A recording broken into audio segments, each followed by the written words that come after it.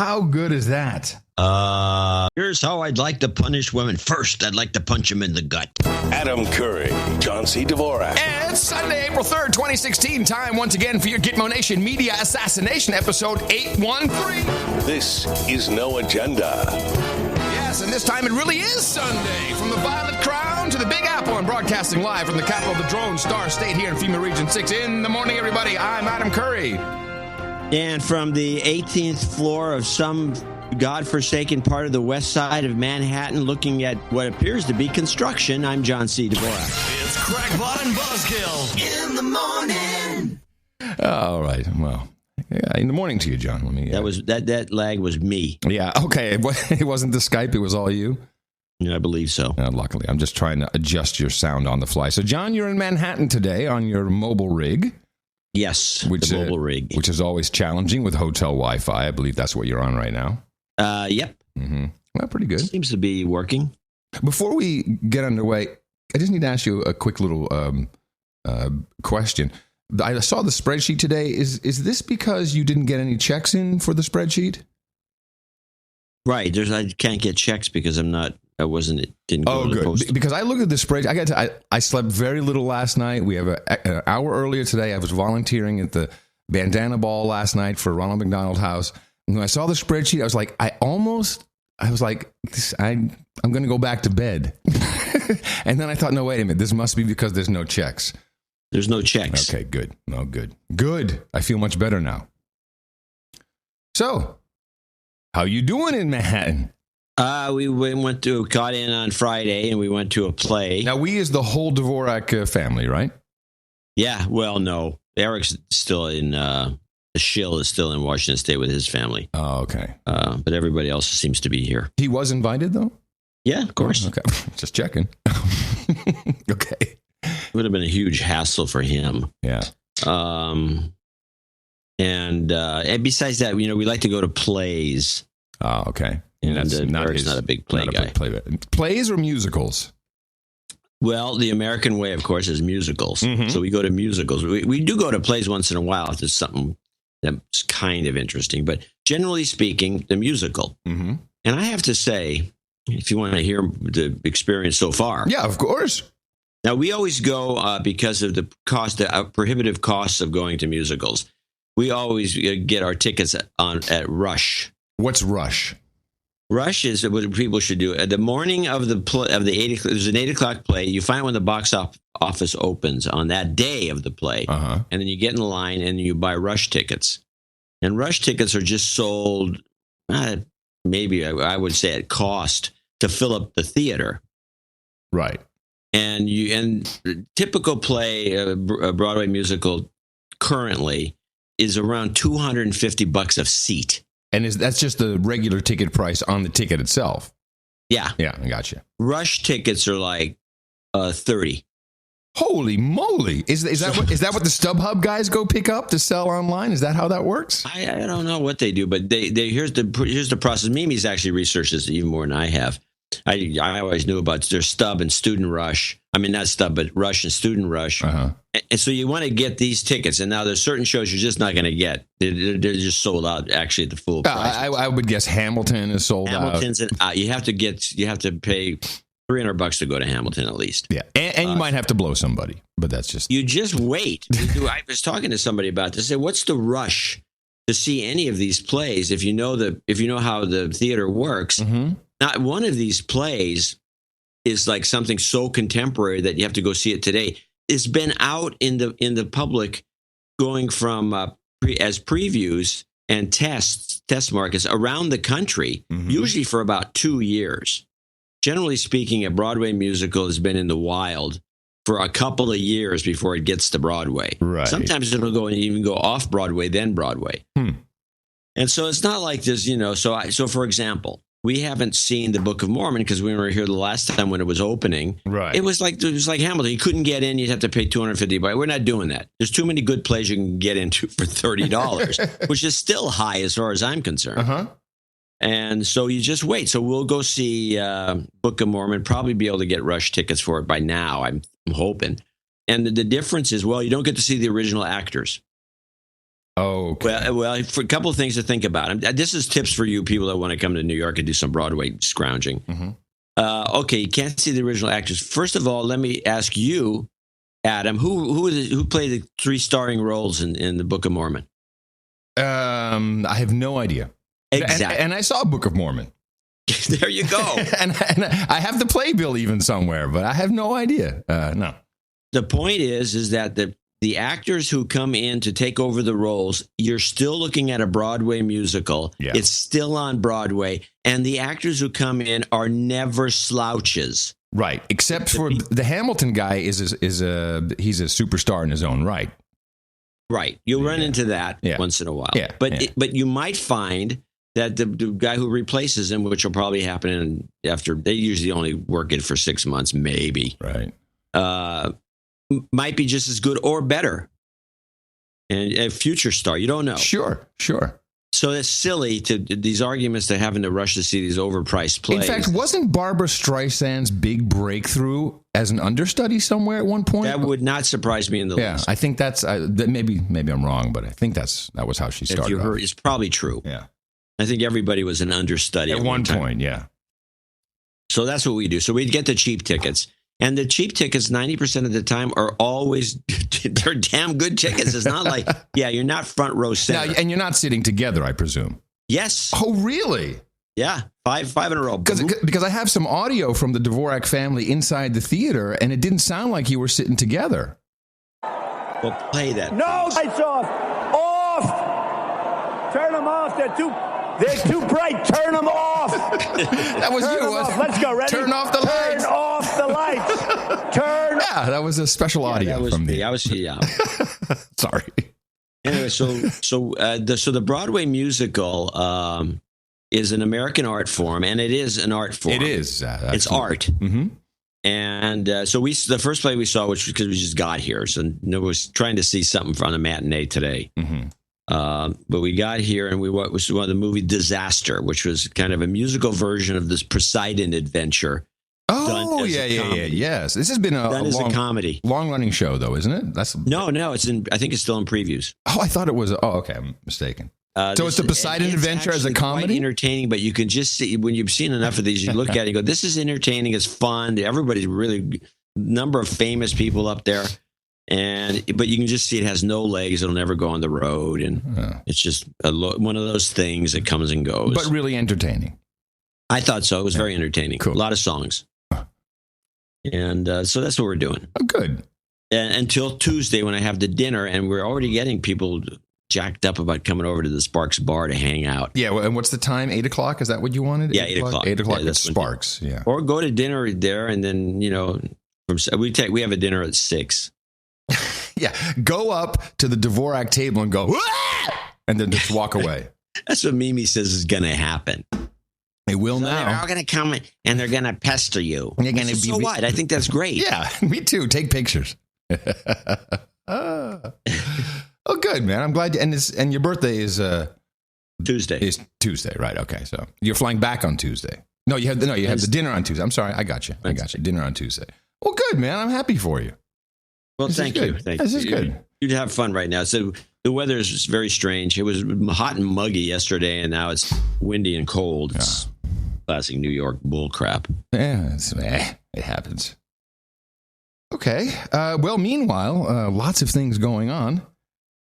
And let me see. Let me start today with Euroland.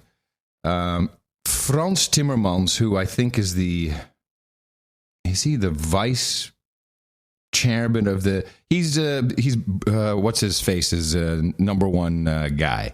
Who's the president over there? Is that Barroso? No, not Barroso. Anyway, Juncker?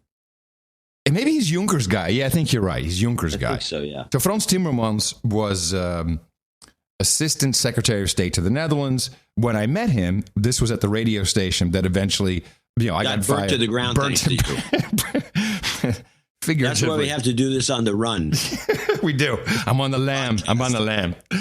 And I don't know if you recall me telling you the story about him, but I said, during the interview, I said, so you're a Bilderberger? He said, yeah.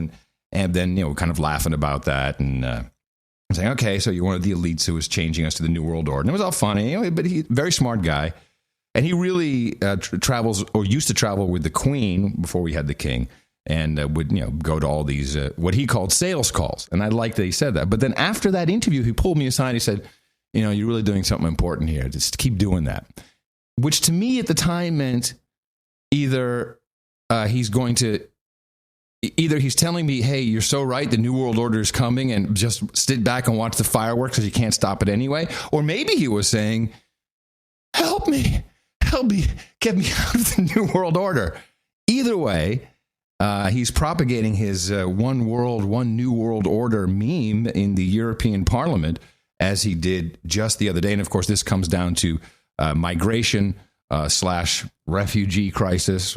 I'd say it's migration more than anything. Diversity is now, in some parts of Europe, seen as a threat. And he, of course, was one of the many people in all of the EU government who started with the idea of the multicultural society. This is what it had to be. This started really 20 years ago, aggressively, when I saw it taking place. And I was in the Netherlands 5 years after kind of the start. And you could see everything that is now coming to a head. You could see these integration issues, because these countries in Europe are just not integration or immigration countries. But that's not acceptable. That's not what we're going to do, people. We're back to the multicultural society, except we're not going to call it that anymore. Diversity is now, in some parts of Europe, seen as a threat. Diversity comes with challenges, but diversity is humanity's destiny. Oh. There is not going to be, even in the remotest places of this planet, a nation that will not see diversity in its future. That's where humanity is heading. Like it. You better like it, slave. Those politicians trying to sell to their electorates a society that is exclusively composed of people from one culture are trying to portray a future based on a past that never existed. Oh. Therefore, that future will never be. Hold on a second. So in the past, it was never just countries? Is that what I understood him to say? Well, there were fiefdoms. Yeah, but that's the same thing. Not really. He says we were never culturally integrated. Is that true? Do you think we were just all one big mass of people? That's bull crap. Thank you. That never existed. Therefore, that future will never be. Europe will be diverse. Like all other parts of the world, we diverse. You will like it. The only question is, how do we deal with that diversity? My answer to that is by ensuring that our values determine how we deal with diversity, and not giving up our values to refuse diversity. Hold on, let me hear him. This guy, I messed this up. I didn't have enough sleep, but I probably need to slow him down and do the scary voice on him. He would be great with this little spiel. You know what I mean? Yeah. And not that's giving actually up. a great spiel. Let me hear what he says here. Ensuring that our values determine how we deal with diversity, and not giving up our values to refuse diversity. Not giving up our values to refuse diversity? What? Yeah, I'm not understanding. It's a written statement, so I don't understand what he's saying here. Hold on. Why don't you back it up? Yeah, I'm going to back it up just a tad here. That diversity. And my answer to that is by ensuring that our values determine how we deal with diversity, and not giving up our values to refuse diversity. What the hell does that mean? It doesn't mean anything. Right. He's an insane person. Yeah, I think so. That will bring us down as a society. If we don't get this right, I truly believe Europe will not remain the Europe we've built. Europe will not remain a place of peace and freedom for very long. Woo! What's that supposed to mean? We're all going to die. Oh, okay. That makes sense. War, I think, is what he's saying. I heard as war. Oh, if we don't do it, bah. What does diversity have to do with? Well, I guess what he's trying to. What he really means is integration. Yes, but you can't say multicultural. You can't say integration. So he's using diversity because that really works. I think that diversity really is. It's a good word. Oh yes, it's just diverse. Admit it, John. Have you not been trying since our last show, once in a while, just trying out the new speak we learned? I caught myself using it from time to time. What, like what? Like I have native incumbent citizen privilege. I tried that one on a couple people, and just all these ways to describe people. Not old people, but people of advanced age. I've been working on that, and people look at me very oddly. Oh, I call people non-disabled. Yes. Hey, you look like a fine non-disabled guy, don't you? I got so many emails from people who are saying, "Wow, this is good. I've been trying it out." Fantastic. By the way, I just opened the spreadsheet. Mm-hmm. The spreadsheet is wrong.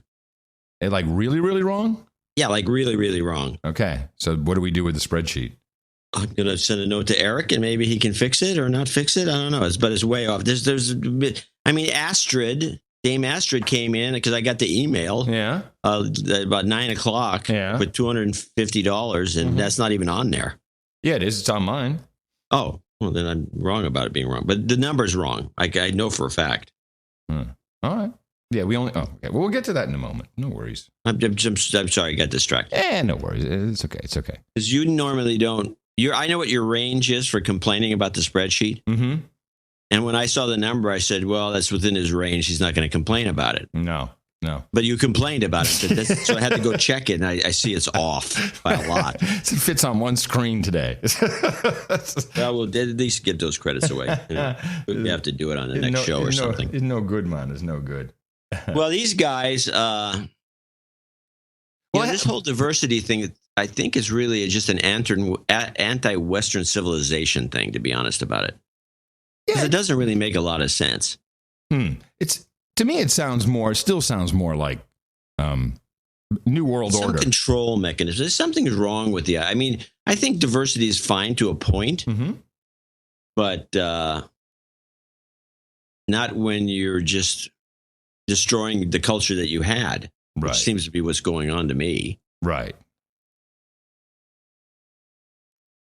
Let me see. That's what the British are complaining about. What do you mean? Well, if you listen to UKIP, they're talking about, the British structure, the British society is not going to be British anymore. Yeah, of course. That's exactly what they're saying in the year. I mean, this is more fodder for a Brexit for sure. Saying no, you pretty much you can't have your own identity. This is the way the world is going, and everybody just has to live with it and shut up, slave. That's just it. Done. And the shut up, slave thing is really coming to a head in the Netherlands right now. The Ukraine EU Accession Treaty is coming up. Well, actually, has been ratified by most of the EU countries, so that Ukraine.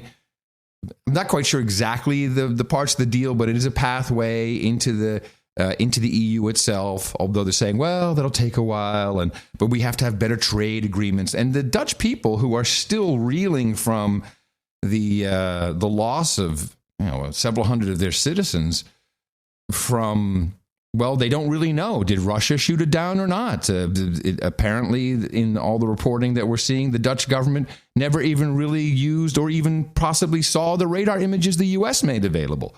A smaller kind of upstart party, guys I know, they're kind of douchebags. I think they did it kind of as a joke, but not really. They started a referendum, and they legally got the amount of signatures necessary for the referendum. And now on the 6th of April, there will be a Dutch referendum, which is an advisory referendum. This is what I like. And the Dutch are, oh, yes, this is so fantastic. We get to determine the future. We're going to help with democracy. We don't want this accession agreement. And we're going to have a referendum. This is really fantastic. But if you look at it, the referendum is only an advice to the government. They do not have to follow this advice. And the thinking is that they'll just say, oh, that was great. Thanks for your advice. And we'll move on. But what is interesting in this, and I have all the documents, the Ukrainian government was hacked, some of their computers, and I have a full spectrum of documents regarding the Here it is, Netherlands referendum media campaigns. So the government, of course, they want a yes vote. And it's very simple. If you look at the ballot, yes, no, although it looks like we have some unique opportunity for this to go wrong because you have to fill in the red square completely. There's a circle inside the red square, and if you mark anything outside of that, then it'll be invalid. What? Yeah, it's like a hanging Chad thing. It's ridiculous. The pictures will be in the show notes. So the Dutch government, of course, they want to have a positive outcome of the referendum, and they have put together a media campaign. And so I have a couple of things that they will be doing, but also who is funding this and who is directly funding this campaign, funding money into the Dutch government. So this is the media campaigns they're looking at. And this has been ongoing. It's almost time for the referendum itself, but this is now the first time the documents are coming up. Proposed idea. The core of the emotional campaign is designed to resonate with the hearts and minds of the Dutch people through familiar cultural images. One of them is Tijl Eulenspiegel, a folklore character popular in the Netherlands, Belgium, and Germany. Moreover, Richard Strauss composed the tone poem Tijl Eulenspiegel's Lustige Strijdje in 1894 to 1895, which illustrates the cultural significance of the character. Today, he serves as an illustration of a hipster adventurous who could be played both by adults and children thanks to his unique appeal to all ages. The campaign will focus on the musical dedicated to Tijl Eulenspiegel, performed by Ukrainian musical prodigies, a 10-year-old Anastasia Bainska and Roman Sasniechin, and a duo of young violinists. And despite their young age, the performances will be performed in Dutch to show their skills and how much we're alike. And they really go deep into this about make the kids, make them blonde so they look like Dutch children. It's really abusing children, actually. The media campaign contains the right photos of how this will work. It's very typical, although you never see these documents. But what is damning is the 700,000 euros. And I have the meeting memo, the notes, everything between Mark Rutte, the Prime Minister of the United States, and representatives of this person's organization. Can you guess which organization it is or who the person is behind it? With the 700,000 euros to support the Dutch government with their campaign? Soros? First guess, you're right. Direct payment to the Dutch government.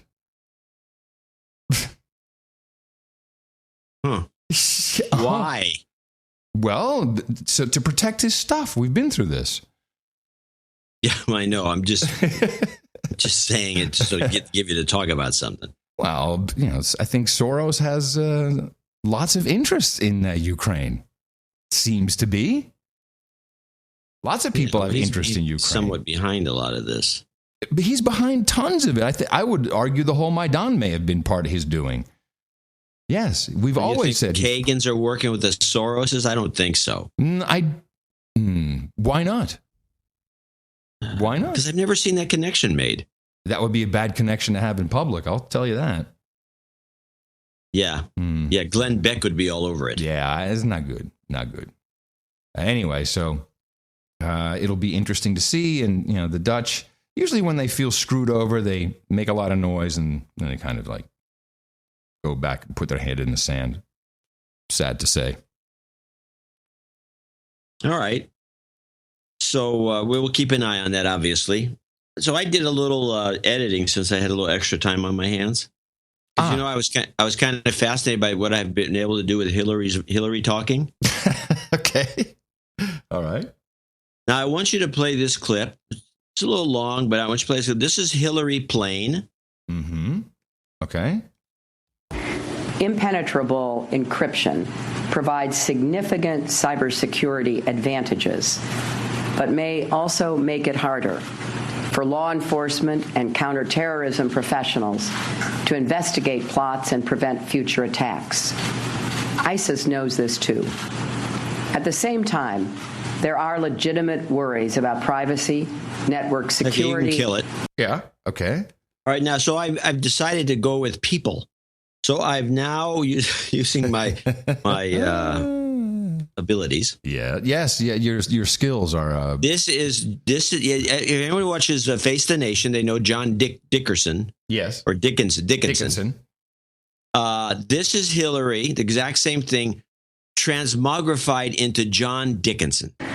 Impenetrable encryption provides significant cybersecurity advantages, but may also make it harder for law enforcement and counterterrorism professionals to investigate plots and prevent future attacks. Does it? ISIS knows this too. At the same time, there are legitimate worries about privacy, network security, and creating new vulnerabilities that bad actors, including terrorists, can exploit. That works for me. Yeah, I was impressed with my own ability there. Yeah, very good. I did one more. What is it? How much did you slow her down for that? That was a tempo. No, that was a pitch change. That's all it was. Right. She wasn't slowed down. Now this one is you remember that stooge that was on 60 Minutes? Then we heard from him in the clip. Yeah, John Miller. John Miller. He was an NSA guy. John Miller. Yeah, now he's with the Hillary New York Police. Is John Miller. Same exact feed. Impenetrable encryption provides significant cybersecurity advantages, but may also make it harder for law enforcement and... It's good. I like it. Okay. John Miller, yes. And you want me to continue? I don't have any more. It's only two I got that worked. What are you trying to say? That she's a tranny? I mean, what are you trying to say about Hillary? I'm not quite sure. She does have if it doesn't take much to make her sound like a man, let's put it that way. I noticed something else about Hillary because I did a lot of editing myself. Actually, the White House and everybody's been editing these days. I'm going to have a little package to share with you later. I was on MSNBC. Rachel Maddow had an interview with Hillary Clinton. And yes, I saw that. Did you notice anything? Because she had extreme close-ups, which I like. I like seeing someone's face for a long time filling the screen because you get to really see their visual cues. Did you notice anything when you watched that interview? No. I didn't notice what you're getting at. I didn't notice that. Hillary Clinton's pupils are extremely dilated. Now, and I looked at Rachel Maddow, and her pupils were very small. Rachel Maddow has beautiful brown eyes. I do want to add that.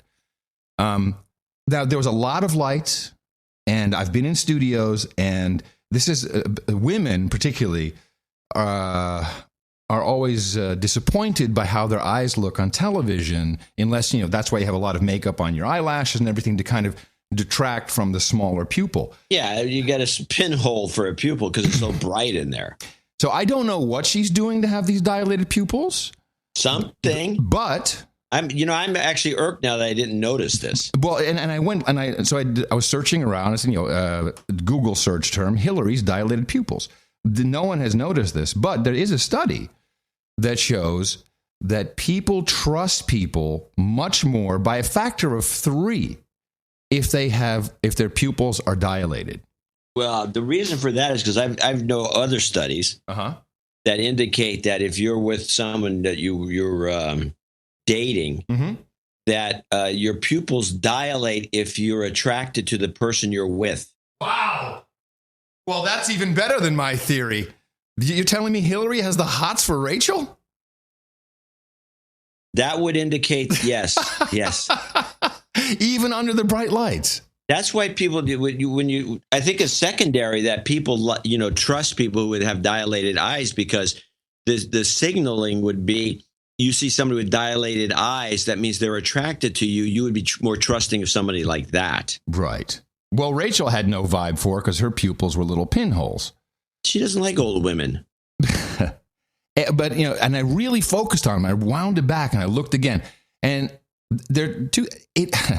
strangely enough, at a certain point, it almost looked like the eyes were, I've never studied someone like this, so it's a first impression. It looked like the eyes were being controlled by some other entity. They were telling a whole different story. Like, there's a lizard. There's a lizard inside. I can see it. There's a lizard inside. But it was, but your pupils. I don't know. There's something. We used to use something called star drops, I think. Back in the day, I don't think this probably are illegal. You put them in your eye and and your pupils would dilate for television. But it didn't last long. And I'm pretty sure it was not good for you, whatever that crap was. Sure, it's not good for you. So maybe Hillary's just on the Vyvanse or the Adderall or whatever, and or something. Well, I'm not sure which of those and people like in the chat room were saying contact lenses. No. I know how to spot contact lenses. These were not contact lenses. No, go look at it. Go look at the video. I have it in the show notes by coincidence. Anyway, so I don't know which of the SSRIs or anything that Hillary would be normally taking is. I mean, I know marijuana will dilate some people's eyes, but that's definitely not what she's using. Yeah, but that comes with redness. I don't know about cocaine, whether it dilates eyes or not. Somebody might want to look it up. I'm pretty sure it does. Could be something that simple. But I think the idea that she's got the hots for Rachel. I like that one better than anything. It's a good. I'm in. Well, it was just, and I'll say, beautiful. Her eyes, they're clear. But the pupils were big, and I was listening to the words. I'm like, this woman is evil. But then I'm looking at her, I was like, oh, well, she looks kind of nice and trustworthy. I felt it. And this is before I'd even searched for the whole meaning behind the dilated pupils. Yeah. So, well, that'll pay off for her. Hopefully. And I have, as I said, I'll probably do that after we thank some people. I want to have a little package I put together of Hillary and Rachel. But first, over to the White House, who were doing their very own editing. And since the government did it, I would say this is censorship. But it was very, very disturbing. We had a number of things happen in Washington, D.C. We had the big nuclear summit. And I'm sure everyone saw the video of the president. And, we had, what's her name? The twerp. Susan Rice and Watermelon Head Kerry. Everyone's on one side, and then on the other side, it was all the other people. Seemed like we had people from Japan, from South Korea, and we had President François Hollande. And President François Hollande, he speaks the French, and everyone's listening in on. And in hindsight, when you watch Obama's face, as he has a little earpiece in and looking at him intently, listening to the translation. And here's what he at one point said, and this is only the because I have the transcript, and this is the official White House transcript, which is always a bit hidden, is never released paired with the video. François Hollande said in the translated version, but we're also well aware of the roots of terrorism. Islamist terrorism is in Syria and in Iraq. We therefore have to act both in Syria and Iraq, and this is what we're doing within the framework of the coalition. Now, that's what he said. What is wrong with what he said? I don't know what. I'll read it again. But we're also well aware of the roots of terrorism. Islamist terrorism is in Syria and Iraq. What did he say wrong? Islamist terrorism is in Syria and Iraq. Yes, what did he say wrong? I don't know. Islamist terrorism. You can't say Islamist terrorism. Why? Because that's not what the president says. No one said, this is what the huge debate has been about. Oh, but this was Hollande, wasn't it? Yes. Sitting across from Obama. I think he can say it. It's our president that never says it. Let's listen to the video as posted on whitehouse.gov. When it comes to fighting against these terrorists, we are also making sure that between Europe and the United States, there can be a very high-level coordination. But we're also well aware that the roots of terrorism. There you go. They cut it out and put a silence in and then just pick it up. Are you kidding me? No, sir. No, sir. And you can hear it. They actually put silence in. They didn't just edit it. They put silence in. Here, listen again. Well aware that the roots of terrorism. Click, gone, and then they come back. They took it out. That is censorship. That's a scandal. That is censorship. I think you should give yourself clip of the day for that. I thank you. I think I deserve it. Clip of the day.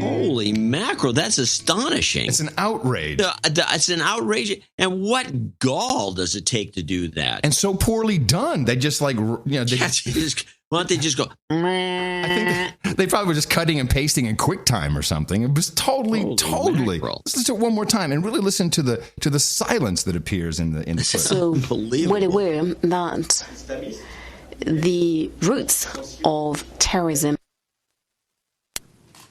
And they miss that whole sentence. Again, the sentence, but we're well aware of the roots of terrorism. Islamist terrorism is in Syria and in Iraq. And then he says, and we therefore have to act in both Syria and Iraq, and that is what we're doing within the framework of the coalition. Wow. Unbelievable. I mean, how anal are you? Because, we don't want the press. I guess it's, let's not have the press pick up on it. That's a great soundbite. We can't have that. Oh, no. And I would say along with that comes... See, the right-wing radio talkers have always been bitching about this thing that the president... In fact, Hannity on TV does it too. Uh-huh. The president will not say Islamist terrorist. Correct. That's, yeah. And you've never heard him say it. He doesn't say it. I think it's because he's a Muslim. I know your thoughts, John. Probably. I go along with Daniel Pipes on this. Now, to go along with this, I picked up audio is not fantastic because it was a weird location. It was kind of impromptu, and this, of course, is where they're slack, in shutting people up. This was I think it was veterans or some guys were ROTC. This question, in fact, was asked by an ROTC guy to the Defense Secretary, Ashton Carter. I've never liked this guy, but I don't like his background. I just don't like how he talks. He seems like he's a total shill for the military-industrial complex. And there was something about how he was talking. So I think you'll hear it in the beginning. The serviceman asks, what is mission accomplished in this? When are we done? What is a win? And his response was cavalier. I don't know. You tell me. I may be just seeing things that I don't like the guy, or hearing things in this case, but none of it sounded very pleasant. My question for you is, you mentioned how we're going to defeat ISIL, and what I was curious about is whether or not you had some specific criteria that needs to be met before you're satisfied that we're mission complete in the elimination of ISIL. All right, so what are the specific criteria that need to be met in order to say mission accomplished? Yeah, I do. It takes the following things. First... Can you hear this at all, John, or is this going to be too tough for you? No, I can hear it. Okay, so first you go, so he knows he has to come up with a story. I do. It takes the following things. First and foremost, and absolutely necessary but not sufficient, is to defeat them in Syria and Iraq. This is interesting. This is exactly what Hollande said, which was also taken out of the video. We, first and foremost, although not sufficient, we have to beat them in Syria and Iraq. If this is true, why don't we just go in and really do it? That's my question. Because we're not. We're kind of pussyfooting around. We got guys from the Pentagon in there, guys from the CIA, but it doesn't seem like we're actually doing that. Sorry? We're not. Our thesis is that we're not doing it for a good reason. We don't want to do it. No, we don't want to do it. Yes, we want to fill up Europe with nastiness. Yeah, because they want the diversity. Here you go. Have some diversity. And that means a number of things, but importantly, it means taking away from them the cities of Raqqa in Syria and Mosul in Iraq, and thereby making it plain to all that there is not going to be a state based upon this ideology. So that is necessary. It's not going to be sufficient. By the way, that needs to be followed by, to get back to an earlier question, governance there that can keep terrorism defeated. We can enable the defeat of terrorism, but somebody's got to govern the afterwards. That's a whole other challenge. We're working on that too. But we also know, second, that ISIL has, I talk about like a cancer, has metastasized. So here he is with this cancer thing again. And here's what I don't understand. Somehow he has the idea we can go in and we can just remove ISIL from Syria and Iraq. But yet that's not enough because it's cancer. So it's going to keep popping up everywhere. And while we will be supporting governments, it's the same fucking thing. While we'll be supporting governments, with military stuff, we'll still have our, what is it, the Delta Force? What was that? Instant kill you force? I forget. I was ETF, like, I forget what the whole term was for. But, we'll be sending guys in to go shoot these guys. They're no direct threat to the USA. You're just going to be killing people all day. You can't stop the cancer. There's no cure for cancer. Pops up a little bit in Afghanistan, a bit in Libya, a little bit here, and we're going to need to defeat it in those places as well. Each of them is a somewhat different context and a different history. We get back to an earlier question, but we got to go after them too. And then finally, we have to protect our own country, both from the possibility of attacks that are directed by the outside, or simply inspired in somebody who's lost their way and looking at the internet, and that happens. Now, so here's the Secretary of Defense saying, but lost their way? Yes, we also have to go after people. Does the military go after people in America who have lost their way and are confused and inspired by ISIS? Lost their way. Lost their way. And why is the Secretary of Defense saying we have to? Is that his job? Do we put military on the streets? No. And we need to protect ourselves against that. But I'm confident we can do all that. And we're going to do all that, in addition to everything else we need to do. That sounds like Trump. We're going to do all that. I promise you. We're going to do all that. Don't worry about it. People complain about, what is this guy talking about? Yeah. Just generality bullcrap. Yeah, we're going to do all that. Against that. But I'm confident we can do all that. And we're going to do all that, in addition to everything else we need to do to protect ourselves. We're that good. We will do it. But it's going to take a lot of. Yeah. We're that good. Well, what's worse is he's saying we're going to do all that. Now, we still do not have the official strategy from our president. What we are really going to do. This is overdue now. Do anything. Well, yes, and thank you. That is to your point. There's an interview, I think it's tonight, with Robert Gates, former defense secretary, the guy who was Robert Gates, FBI, and then was he? No, Robert Gates. No, I'm the wrong guy. Robert Gates was defense secretary. Right. And there's an interview coming up, or I don't know if I missed it or not, but just listen to the preview about how the military-industrial complex inside the Pentagon itself really thinks about the White House and the presidency. And tonight, Fox News takes an in-depth look at the fight against terrorism, what the White House is doing and could be doing better. Former Secretary of Defense Robert Gates talks about his reaction during the crisis in Libya. I don't want any military plans or options going to the White House that I haven't seen. I mean, you write it a little bit more bluntly. You say, don't give the White House staff too much information on the military options. They don't understand it. Pretty much. It's a little more blunt. Yeah. Wow. Those dummies don't get it. And he just laughs at him. Said, yeah, we wouldn't tell them too much about what we were doing.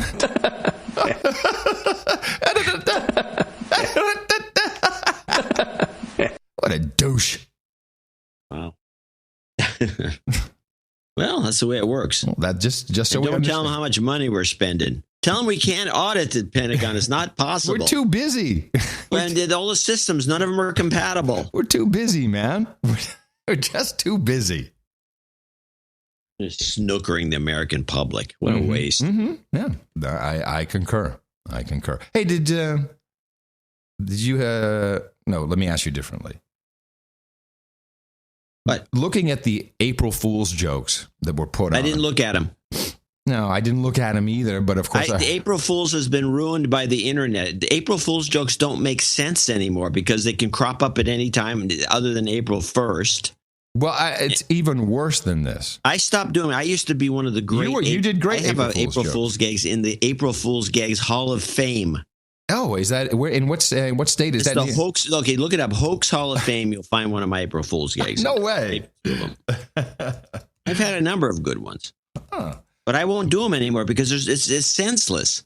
The internet has ruined April Fools. And then Google came along and made it worse with their lame, incessant April Fools. This is what I wanted to talk to you about. Oh, that thing you're talking about is just stupid. It's not just that one. Open Table, who I've been using for years. Send me an email. We're announcing lickable menus so you can taste what you're going to eat. This is so insulting. And you put that next to the... Wait, hold on a second. April Fool's gags have to have some foot in reality, and it has to be a kind of a hoax of some sort that could actually be believed, and then it has to be given away that it is an April Fool's gag somehow in the gag. That's the rules, the way I see them. I don't care what anyone else thinks. Mm-hmm. Now, that gag, for one thing, Open Table's online. Yeah. So how is it even possible to give you a menu that you could lick and taste the food you're going to eat? It's a nonsense joke. Yes. This is my point. Which is an immediate violation of the April Fool's rules. Yes. What I'm saying is we have lost our humor as a country. We used to be so phenomenal with fabulous jokes. We were the humor capital of the universe. We have relegated into dumb-ass Silicon Valley dockers and khaki a-hole jokes. And it goes even further. Did you see Elon Musk announce his new battery car? Oh, my God. You have to see this presentation. The X? Yeah, and no. The E? What's it called? The cheap one, the $35,000 car. Yeah, it's what is it called? It doesn't exist yet. Whatever it's called. Yeah, that one. And... The 3. I think it's the third model. Yeah, Model 3. Yeah, that's why. So he could have the word sex, S-E-X. The 3, of course, is the E and hacksaw. Yeah. As his cars. Ha ha ha ha. But the listening to the people in the audience and he's obviously doing a form of a Steve Jobs. But you know what? This is where people really need to appreciate what Steve Jobs did. This man was an entertainer. There's a reason why Pixar is incredibly successful. This is his vision. His DNA is in this company. He understood entertainment and real stage presentation. Everything else is a sad, sick facsimile. And just pathetic. And this is what's getting reported over and over. And these stupid April Fool's jokes. We're losing our humor. Well, the April Fool's jokes, I have not seen one that was worth even... That's why I didn't pay any attention to it, because last year I decided that it was all over for April Fool's jokes. They're not funny. They're out of time because of the internet. You don't know when the thing was written. But the people are actually become a hoax. The people are actually having meetings. Oh, I got a great idea. We'll tell them we have tasteable menus when you lick them. Just lick them on your phone. I think it was even that bad. Lick them on your phone. And then Austin, the Chronicle, which is it's our weekly. It's the weekly hippie. It's the weekly hippie journal front page. Our newest resident, and there's a picture of Obama. Yes, he's after Southwest. He's so happy. He and Michelle will be moving to Austin. Hilarious. Yeah, it's so dumb. It's disturbing and disappointing by all measures. Disturbing. Very, very disappointing. I have a... All right. Well, I have... Before we go into... how's the spreadsheet doing? Did you get anything we need? Or I can't fix it. So we're just going to do the spreadsheet. I didn't hear back from Eric. He goes, as soon as he does the spreadsheet, he stopped listening to the show. I got you. Well, then we'll just do the spreadsheet as it is today. No, it's fine. It's the way it is. It's just that it's sad. You're right. Then we'll fix anything. It's not that much better than the way it is, but it's at least we get one executive producer. Mm-hmm. And then we'll hear from the people we didn't mention. Good. But let me do one more little bit, and then we'll go thank. That's a short list today, so one person. But I think I've caught a new Black Lives Matter racial meme that needs to be. We need to keep our eye on it because it is false, but it is also. It's a horrible thing to do. And of course, this would come from only one guy. Who's the guy that makes all the crap when it comes to race? The United States of America. That man is, of course, Al Sharpton. And he was on the Morning Joes with MSNBC.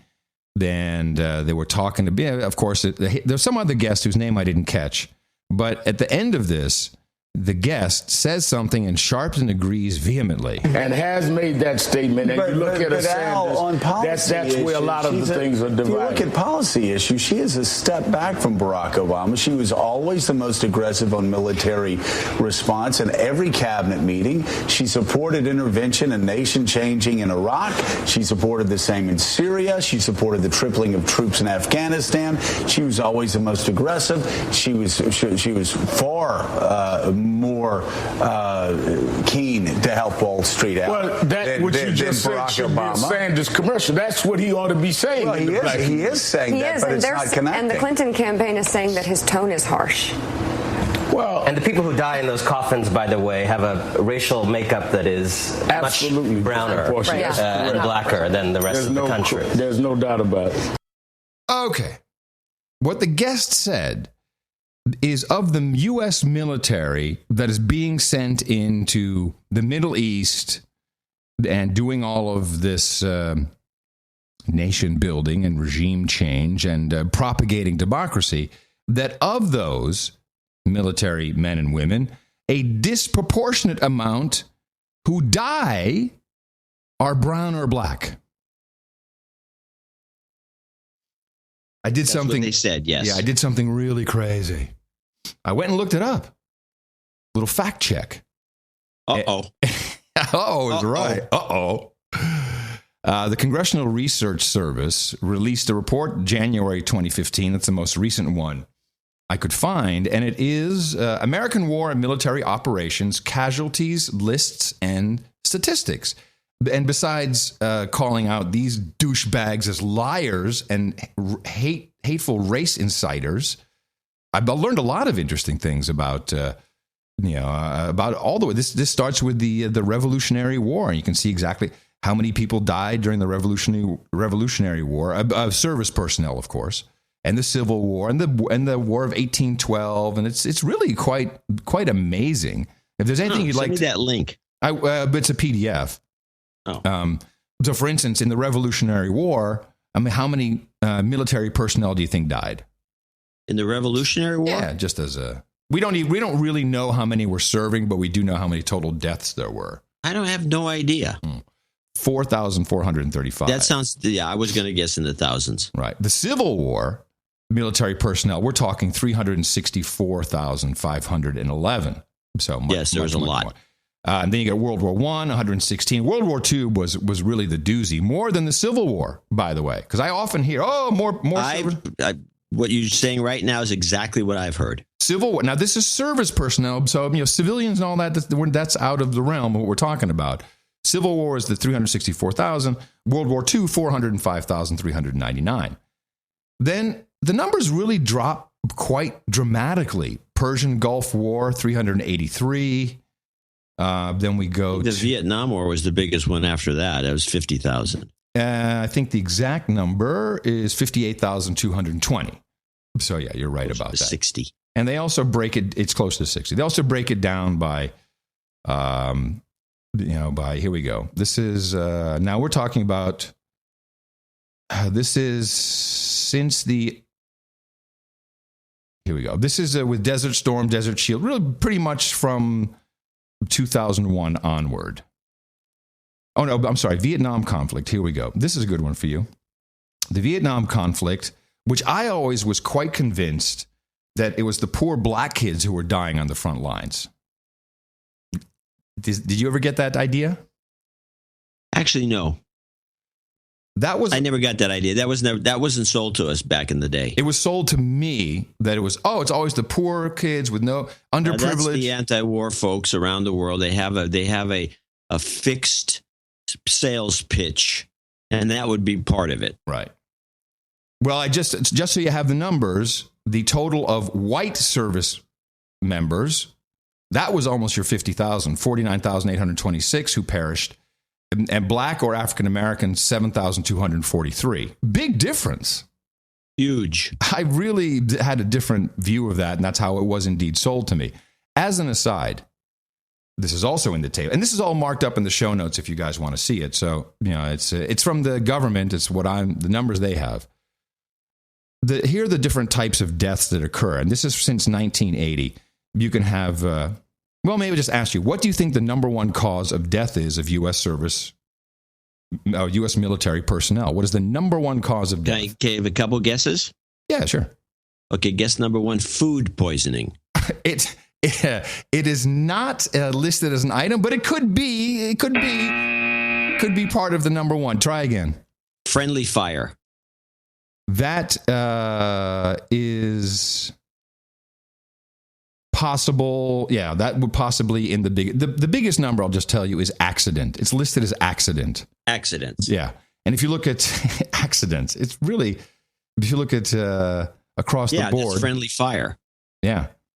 I mean, among other things, I was listening to a PBS show and they were talking about this specific thing, and the kind of they used to have a again like since I'm in New York, a Broadway play they used to put on, and the Army guys, was the stiffs that run the place. They killed this thing, but it went on for about a decade. It was about entertaining the troops with the why accidents. You have to be careful. Yeah. And it was about getting run over, running yourself over, or shooting your buddy. Sure. And it was done as a play, and it had an impact, and it actually lowered the accident amounts because people were more thoughtful, because nobody's thoughtful about this.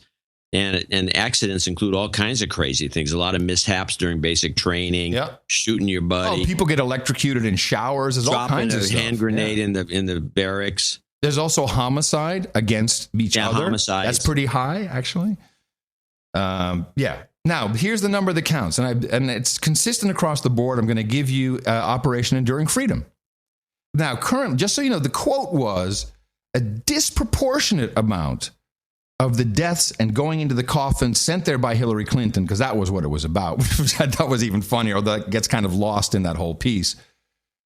Disproportionate amount of Black and brown Americans, which I will take to be, considering the two who are talking, to be African Americans. I do not believe they speak for Hispanics or Mexicans, but that number is even lower.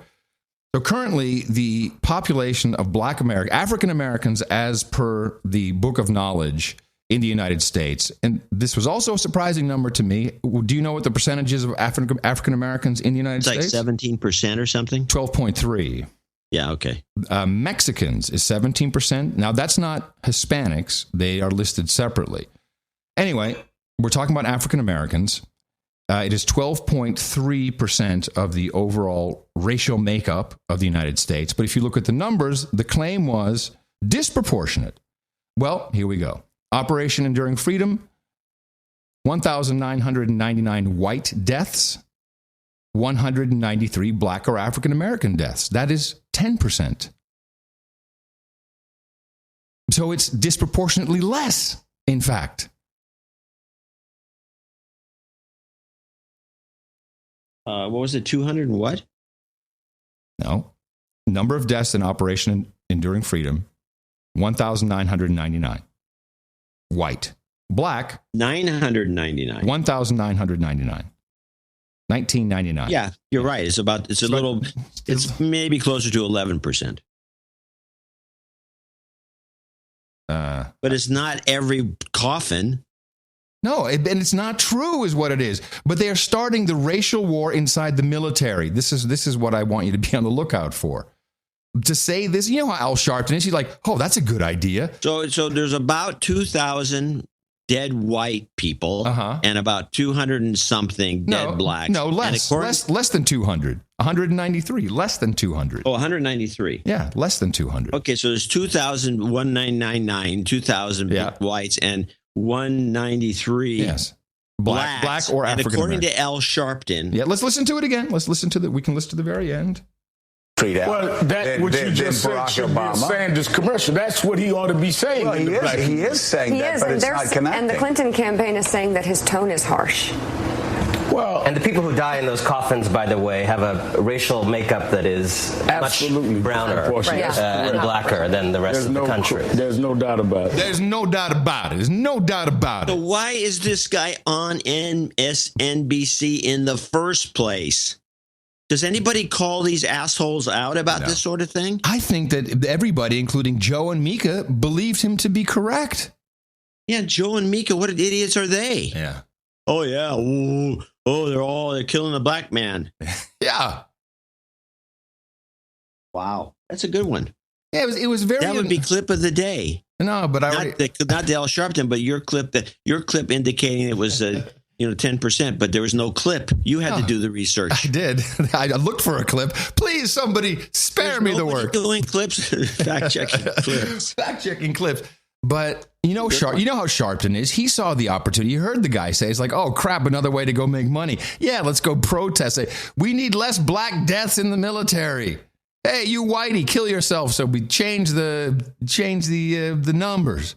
Whatever. You know how he operates. He goes in there and incites racial hatred until they pay him off and he leaves. And he saw this. Despicable human being, this guy.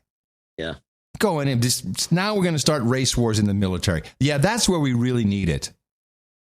Yeah. Yeah, let's break up the ranks. Actually, most of the military guys, whatever race they are pretty together. Yeah, of course, because that's how you stay alive. Yeah. Hole. Well, with that, I'd like to thank you for your courage and say in the morning to you, John C., where the C stands for Caucasian Advanced Age Guy Dvorak. And in the morning to you, whatever that means. Also in the morning to all ships at sea, boots on the ground, feet in the air, subs in the water, and the dames and the nights out there. In the morning to the chat room, noagendastream.com. Thank you all for showing up an hour earlier, because, of course, John's in New York. We didn't want to keep him waiting too long. And nice to see you all here, noagendastream.com. Thank you very much to our artist. Let me see.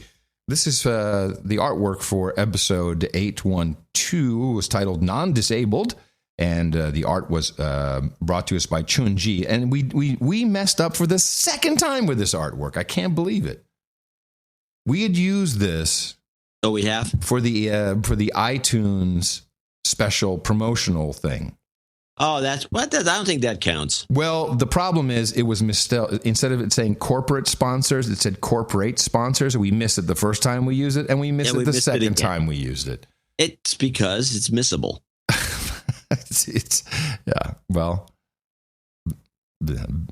It's missable. I was disappointed that we made the mistake again. we make similar. That's the way the humans work. Yeah, I guess so. We're not robots. All right, so this is a truncated list, and we're going to thank everybody we can and everything we missed or whatever. There's only one person to thank here, this part. Yeah, I know. And that is Dame Astrid, Duchess of Japan, who sent in $234.56, which is 23456, one of my all-time favorites.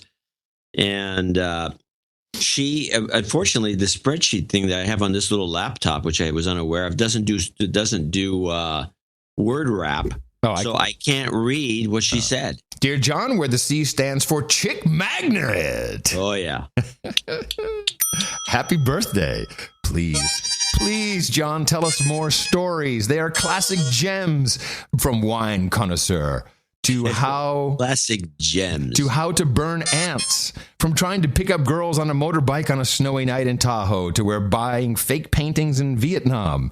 Incidentally, and before you even told the story on No Agenda, I bought a large fake of Klimt the Kiss and a Sunflowers by Van Gogh in exactly one of those little alley galleries in Ho Chi Minh on my honeymoon.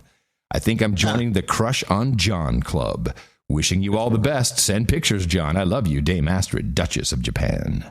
Well, she doesn't say the send pictures part, but I thought you couldn't read. I thought you had no line wrap. What is this? I don't, but the wishing the best is a standalone line, and I didn't see the other part that you're talking about. Right. So I got a letter from somebody saying that he's tried the ant trick and it works like a champ. Okay. Would you like to reiterate how it works? Yeah. All right. Here we go. So if you're in California where you have Argentine ants, these things are a plague, and a lot of the West Coast has them, but we don't have in Washington State. They still have regular ants, which are much more casual. So these ants come in. They have a very well structured society, and one of the things they do is they send scouts out to peruse the territory for possible things to rush in and grab. And so when you see these scouts, and you'll see them once in a while, you'll see it like a lone ant on the kitchen counter. Yes. And so you take one of those Bic lighters or Scripto lighters, those things you light barbecues with, and you torch him right there on the counter, and you leave him there. Yeah. And then of course, somebody who keeps tabs on these guys says, Bill hasn't reported in. Can we send a couple of guys to look for him? And so if you see those guys, you torch them too. And then pretty soon they send somebody else to look for what happened to these ants. Do they communicate through walkie-talkies, or how does that work? I don't know what they do. Maybe it's psychic. Whatever. Once in a while, an ant will be out there looking for where these guys went. Maybe they're running into a different hive, or who knows. And they'll find the dead ants. They invariably find the dead ants within a few hours. I don't know. These ants really get around. And they will sniff and go crazy, run around the ant, and they won't know what to do. And they might go back to the ant nest and say there's a dead ant there, and they'll send somebody to get him. So some ant comes out and grabs the ant and takes him back, and where they analyze him. And they decide whether there's something bad going on out there and avoid the place. They analyze him like in CSI, rotate the ants, zoom, enhance. That's exactly what goes on. What happened to him? He has burn marks. So the rule is, what you want to do as a human is you torch the ants when you see them. But if you see an ant carrying an ant, in other words, one of the dead ants taking him back to the nest, you leave that one alone. Yeah. Because it's like the guy who's the witness. Yeah. And, such as you do. You go tell them what happened. And so okay, boss. Okay, boss. And so if you see lone ants, you torch them. If you see ants carrying ants, you let them go. And then you won't see any ants for like a month or two.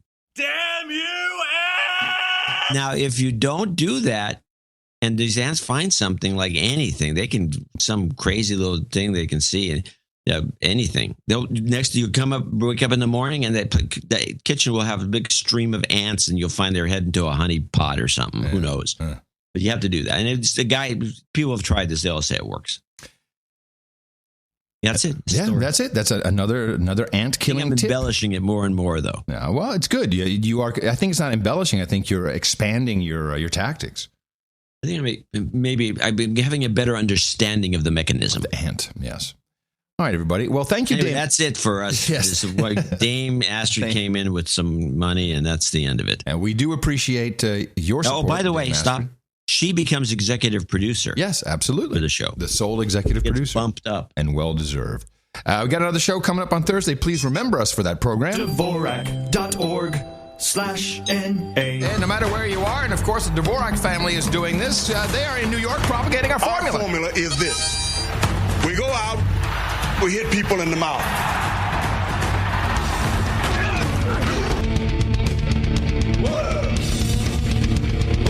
Amen. Fist bump. Shut up, slave. Shut up, slave. I've been watching a developing news story that I just have to comment on because nobody seems to make this comment. But you're familiar with what's going on in Myanmar. No, I'm not. Well, they had the election, and that woman. The woman won, yeah. Well, she didn't win because she's not electable.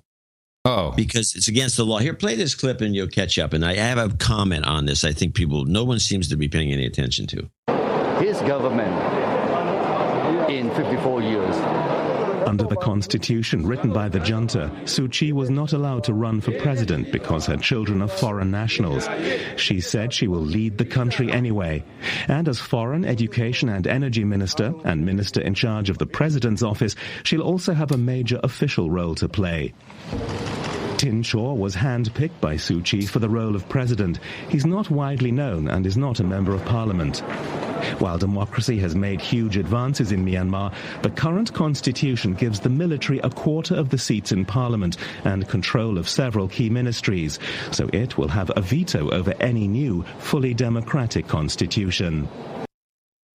So everyone's, if you haven't noticed, they're all gaga over this woman, and she's cracked the junta, and she's got, this president's there, and Hillary's been with her. Everyone's been with her. Everyone's been hanging out with her. Yeah, and she's cute. Has anybody noticed that she's not the elected president? And if this happened in this country, this would be the scene. This is like the Boss Tweed phenomenon. This is so corrupt. She handpicks the president, he gets elected, and she says, I'm going to still run things so everyone will be happy. How is this even close to being democratic? This is the basis of corruption. Yeah, this is a corrupt system. That is pretty crazy. No one says this. This is fantastic. This woman finally military. Get him out. Oh, and when you say no one, I have to agree because I watched every day. I've been watching PBS NewsHour. I've been watching the news channels. You're right about Friday, by the way, on PBS NewsHour. Boy, do they phone it in on Friday. Nothing going on that show. But it's all Clinton, Trump, Trump, Clinton, blah, blah, blah. It's nothing. There's nothing of worldly views. Things are taking place in our world that are interesting and important. But we're not hearing about most of them. And how often do we have to hear about Trump, who's been, I'm getting sick of the fact that he dominates the news so much. If he says something that gets everybody's attention, oh, that's great. Or he says, oh, women should be beaten and hung by their feet if they have an abortion. Oh, my God, this guy's an idiot. He can't do it. And he says, no, I didn't. I'm sorry I said that. Well, you know what, John? Kick back and relax. Kick back and relax. I believe Donald Trump lost any possibility of winning certainly the general election, but probably even becoming the Republican candidate because of what happened to him with this comment, which you just categorized. How did you categorize it again? What did he say? The women who have an abortion should be strung up. Yeah, exactly. Well, let's go now. Punished. Let's go to the videotape. And let me see. Where is this woman? Okay. In the wake of this Chris Matthews Donald Trump interview and how it was presented to the public, never submitted to. Well, I have some thoughts on that. Here is Cecile Richards, though, weighing in on what Donald Trump said. Cecile, thanks for coming back for this. And with Matthews, I might add, the same guy who interviewed Trump, of course. Cecile, thanks for coming back for this occasion. What's your reaction to what Donald Trump said on the tape we just showed? Well, obviously, what he said was outrageous, but I think what's really important, I'm glad you pushed him on it, Chris. I think, though, what's important to recognize is Donald Trump's position on making abortion a crime is the exact same position that John Kasich has, that Ted Cruz has, and frankly, the Republican National Committee and their platform. And so I think that the logical next question, which you pushed him on, is, well, then what will we do when women are criminals and doctors are criminals because abortion is outlawed? That, I think, is a very legitimate question, and I think, although people may not want to hear it, that he's saying that women will be punished, we know that they will be. We know that they will be punished. If you even look at a Republican, you will be punished. Cecile Richards has her henchman out. This is Dawn Laugans, I believe, and she is also from Planned Parenthood. She showed up on CNN. Again, I would just maintain, Allison, that they're horrified to have been outed for what they do every day, which is punish women who seek abortion. To back laws that tell doctors they must lie to women, to work to shut down clinics, to ban certain procedures that doctors say are important for women's safety and health. I mean, all of these things, that's what their agenda is day in and day out. They do punish women. And so they can... the way this sounds is if a woman looks at a Republican, he's probably going to punch her in the face. Isn't that what she's saying? For women's safety and health. I mean, all of these things. That's what their agenda is day in and day out. They do punish women. We wake up as Republicans in the morning. Not that I am one, but Republicans wake up in the morning and go, how can I punish women? Those horrible beasts. It would be so much better. Republicans have been so outfoxed by the Democrats regarding anything that has to do with women. With women. That it's humiliating. Oh, wait for it, baby. Their agenda is day in and day out. They do punish women. And so they can be upset that Donald Trump is saying it out loud and proud, if you will. But I really don't draw a distinction between what the effect of their agenda is in their efforts to punish women every single day. Every day we wake up and we think, how can we punish women? Yes, that is the Republican mantra. Now, it may be true for some Republicans. I don't know. Maybe the gay ones hate the women. I don't know. There are gay Republicans, and maybe they hate women. There are gays who hate women. But this is not what Donald Trump thinks.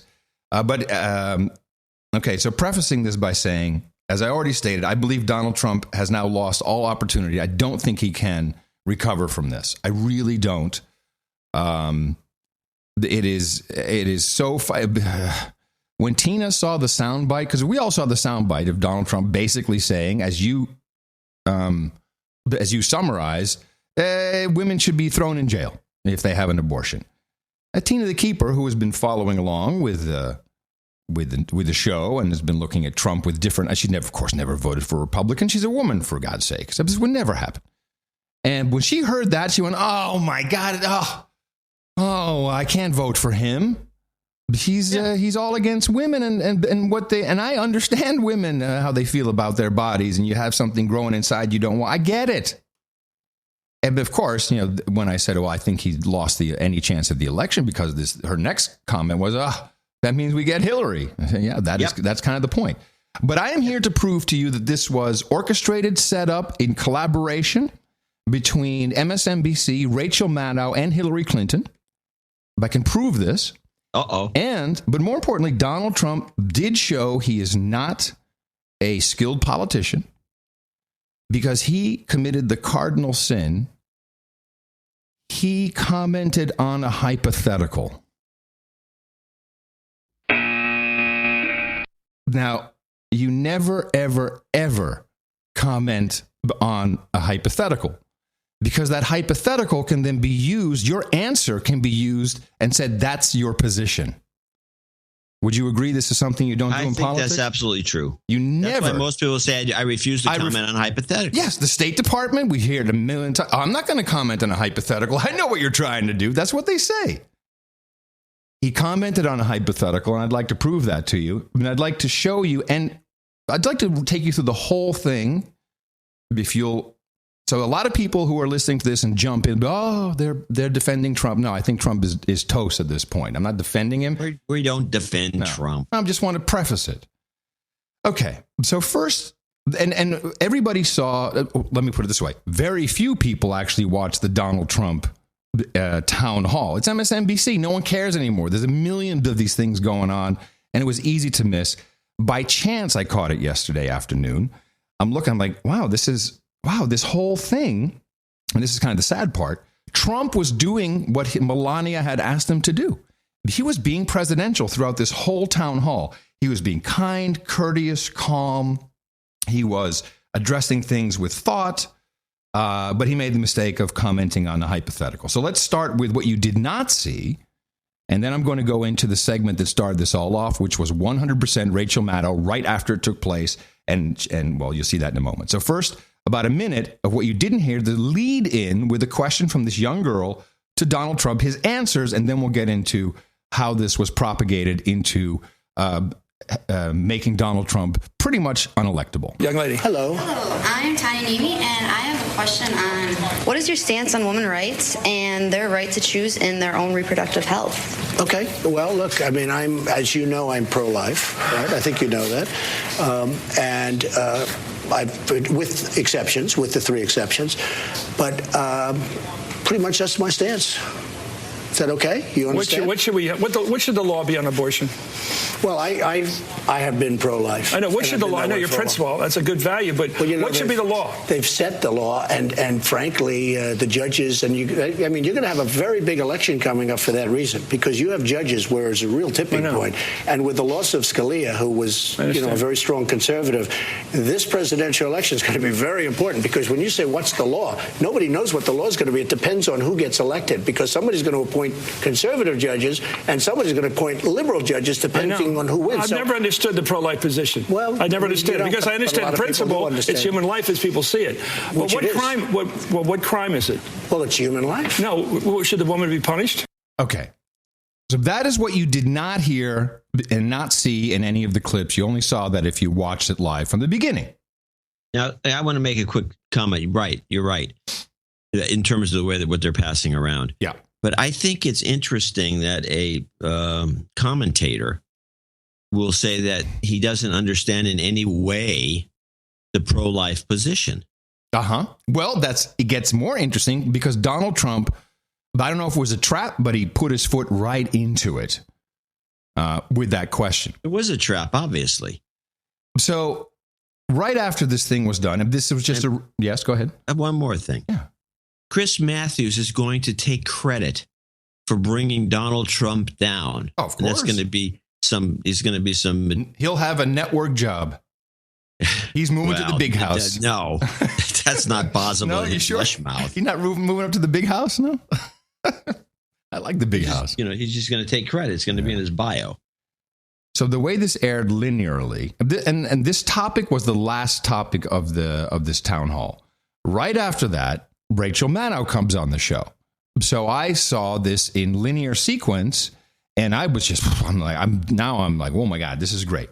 Here is how it went down. What happened? Rachel Maddow had a scheduled interview with Hillary Clinton.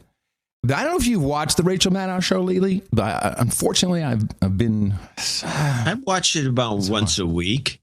So she does a lot of embellishment and long setups. Oh, she's terrible. She's got one of the worst shows, and she's so snotty. Jeez. Oh, get ready.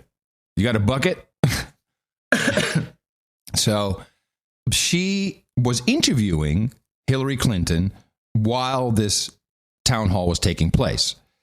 And I left, it's a little long, but it's going to be worth it. I left in there the adoration and the love for Hillary and just how awesome Rachel Maddow is and how awesome Hillary is. And it just goes on and on and on. And then she'll eventually lead into the piece that we all saw. In fact, she actually aired a much longer piece than it was cut down to in most other newscasts. But there were also 3 edits. And those 3 edits, I have to say, were extremely important to the context of what was going on. And it was a railroad job, top notch. Good job. You expect that. But it was a railroad job. So here is Rachel first explaining how awesome, because Hillary was at the theater and she had to go in. Her name up on the marquee at the Apollo Theater. You can see in the foreground there some Bernie people across the street from. Yeah, she's very Hillary. So Bernie people across the street, losers. You can see in the foreground there some Bernie people across the street from the theater. Meanwhile, while that was all happening, me and my crew, we're all inside the Apollo, backstage in the offices there, prepping last-minute questions and research for Secretary Clinton, fact-checking everything. You see photos of them like on laptops, fact-checking everything because we're going to interview the president, the next president of the United States. We got to be perfect. It's got to be all perfectly right because we're so good. Clinton fact-checking everything we were going to ask her and put to her. As soon as the event ended and they cleared out that auditorium that had been so full to see her, we rushed in as fast as possible to set up the lighting and the cameras and the microphones and the chairs and the tables and the water glasses and everything on that stage. I got seated on the stage, then she got seated right after me, and then it's like rush, right? Everybody got your phones turned off? Okay, good, we gotta go. Secretary Clinton and I kibitz for just a teeny tiny second. Oh, we kibitz because we're such good friends. We kibitz for a tiny teeny second, but we had business to do, so we had to hurry up. For just a teeny tiny second until everything is adjusted in terms of the lights and the sound and everything, and then we go. Go.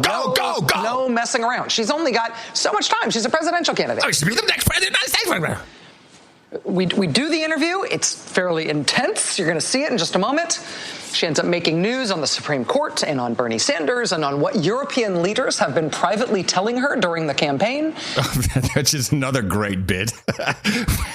But anyways, here's Rachel helped Hillary make news. And.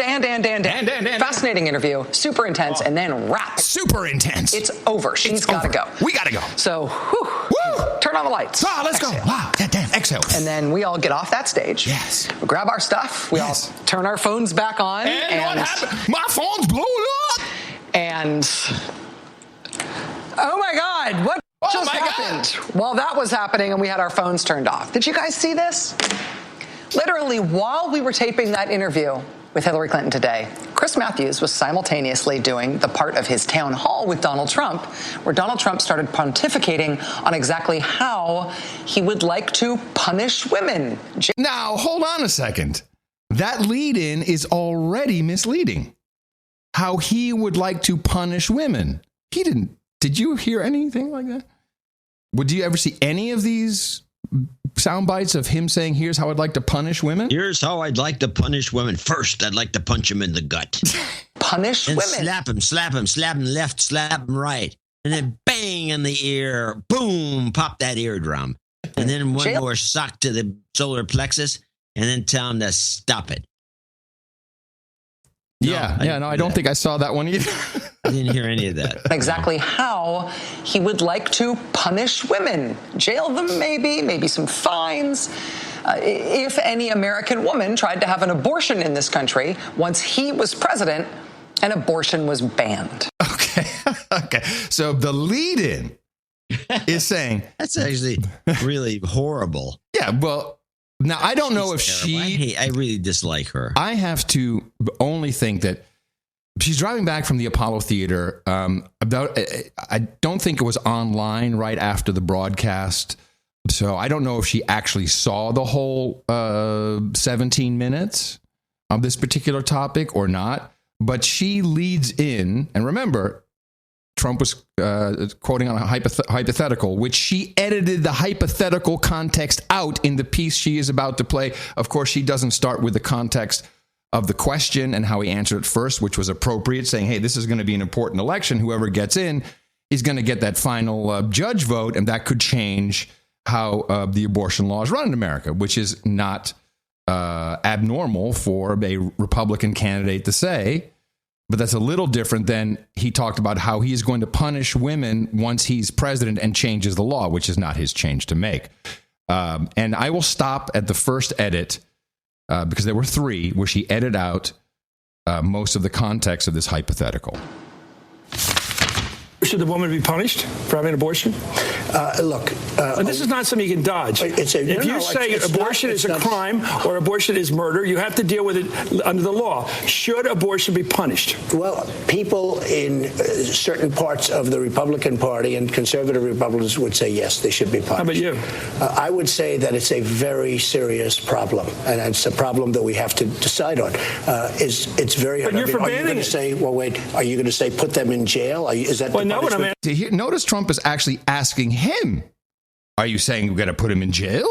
You're going to say put them in jail? Is that well, no, what I'm asking you, because you say you want to ban it. What's that mean? I am pro-life, yes. What is ban? How do you ban abortion? How do you actually do it? Well, you'll go back to Here's where Trump messes up a bit, because what he wants to say is that may not be such a good idea to ban it, because then women would resort to coat hanger shops. That's what he's saying, but he screws it up and it comes out wrong. You'll go back to a position like they had where people will perhaps go to illegal places. At this point, John, would you agree that he is refuting what Matthews is saying?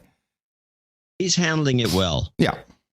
Like they had, where people will perhaps go to illegal places. Yeah. But you have to ban it. You ban it and they go to somebody who flunked out of medical school. Are you Catholic? Again, this is hypothetical now. Yes, I think how do you feel about the Catholic Church's position? I accept the teaching authority of my church on moral issues. But do you know their position on abortion? Yes, I do. And do you concur with that position? I concur with their moral position, but legally I get to the question. Here's my problem with it. No, but let me ask you, but what do you say about It's not funny. Your church? Yeah, it's really not a funny thing.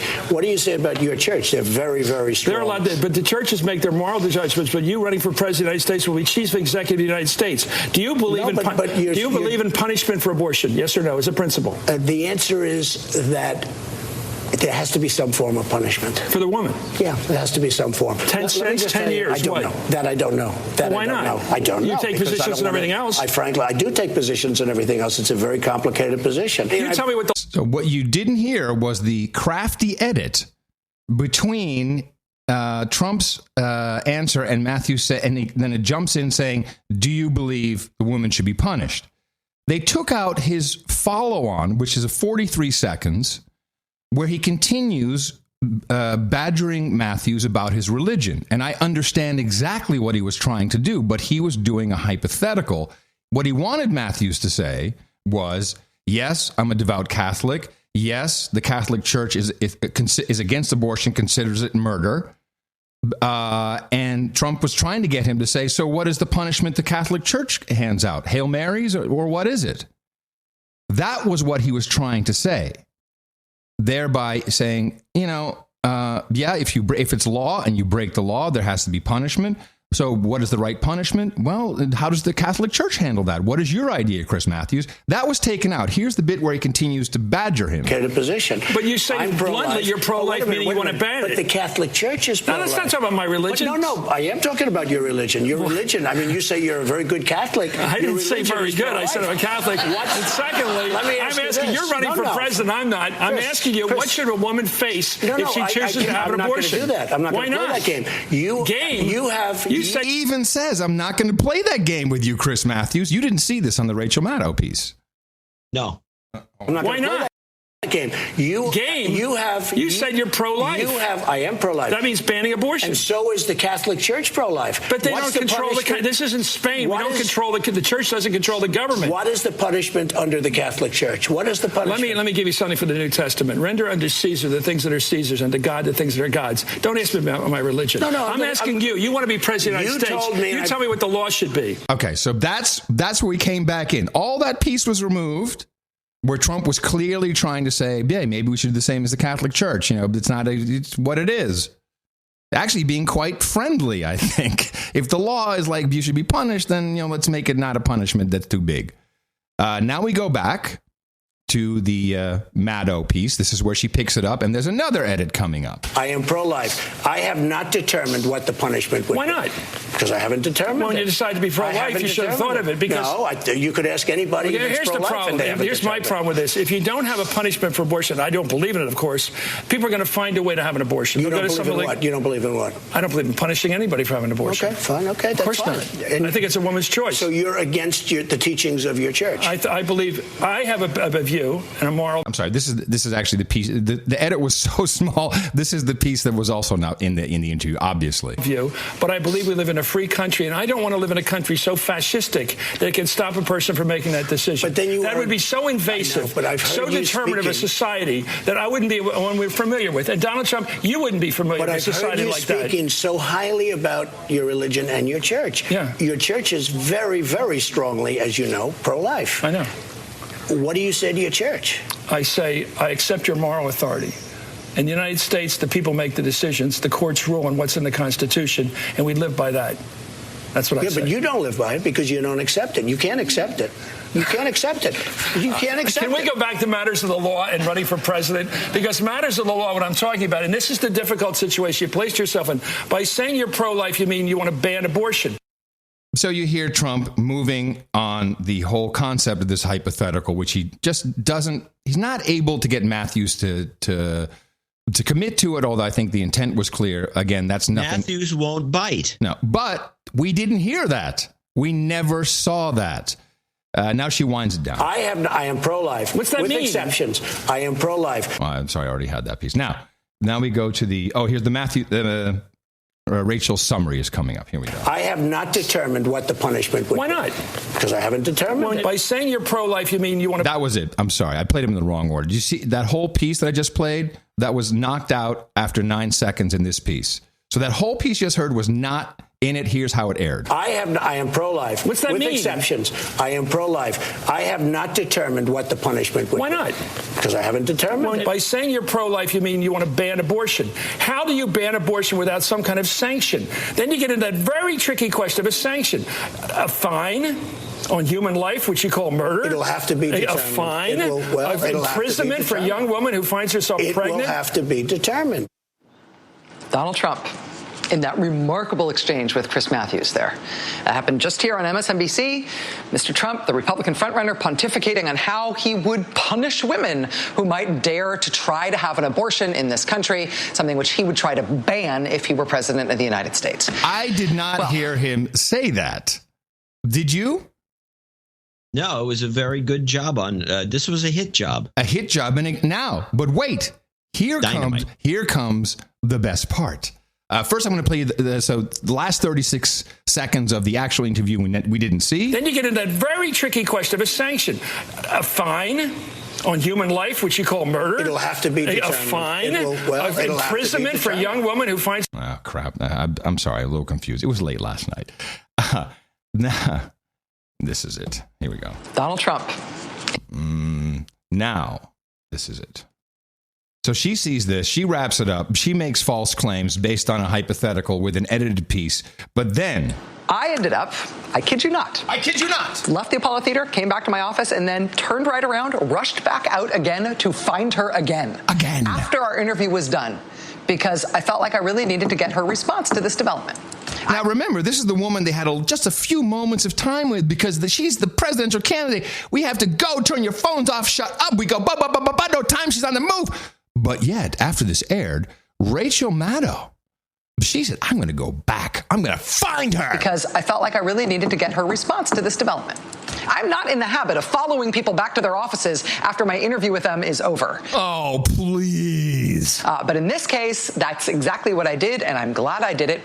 Because we need to get Trump out of the race. Because watch this. Watch this. Madam Secretary, I am not in the habit of chasing people down after I've had the chance to speak to them for a second round, but while we were speaking today, Donald Trump made some remarks that you have had a strong reaction to, and I just wanted to get your take on this. Mr. Trump told Chris Matthews today that abortion must be banned in this country. No, he didn't say that. He did not say it. That abortion must be banned in this country, that he thinks women will go back to illegal places to get abortions once it is banned. He didn't say that either. No, he said that's what would happen if that's not a good idea, is the way I heard it. Said, quote, there has to be some form of punishment for a woman seeking an abortion, and then he said he hasn't yet determined what the appropriate punishment should be. And you said on Twitter about that, just when you thought it couldn't get worse. Horrific and telling. What do you mean by that? Well, what Donald Trump said today was outrageous and dangerous.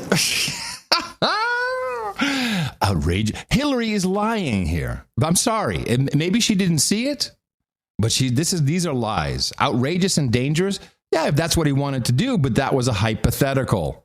Well, what Donald Trump said today was... I'm sorry. You want to say something, John? Well, yeah. I mean, if you're going to start doing editing on anything, and here's what kind of gets me. I think that Trump's decision making is a bit much because I don't understand why he would do anything with MSNBC, which is a clear partisan. He tried. I think this is the sad part. If you see the whole town hall in context, he was really doing a good job. He had a lot of smart policy answers. It's still beside the point. No, but that's why they had to ruin it. The enemy, period, to a Republican. He refused to do one of the Fox debates, and they're kind of semi-friendly, even though, as we claim, they were actually run by the Democrats like everybody else. But this group is, as you proved earlier with the fact-checking on the Sharpton lies, this is a lying, low-level organization that can't get very good ratings, but they can cause trouble. Yes, as you again showed earlier with the Sharpton stuff. Mm-hmm. And so why would he go and do anything with these people? This, to me, is a judgment issue. This was showing extremely bad or naive judgment to even come on this station.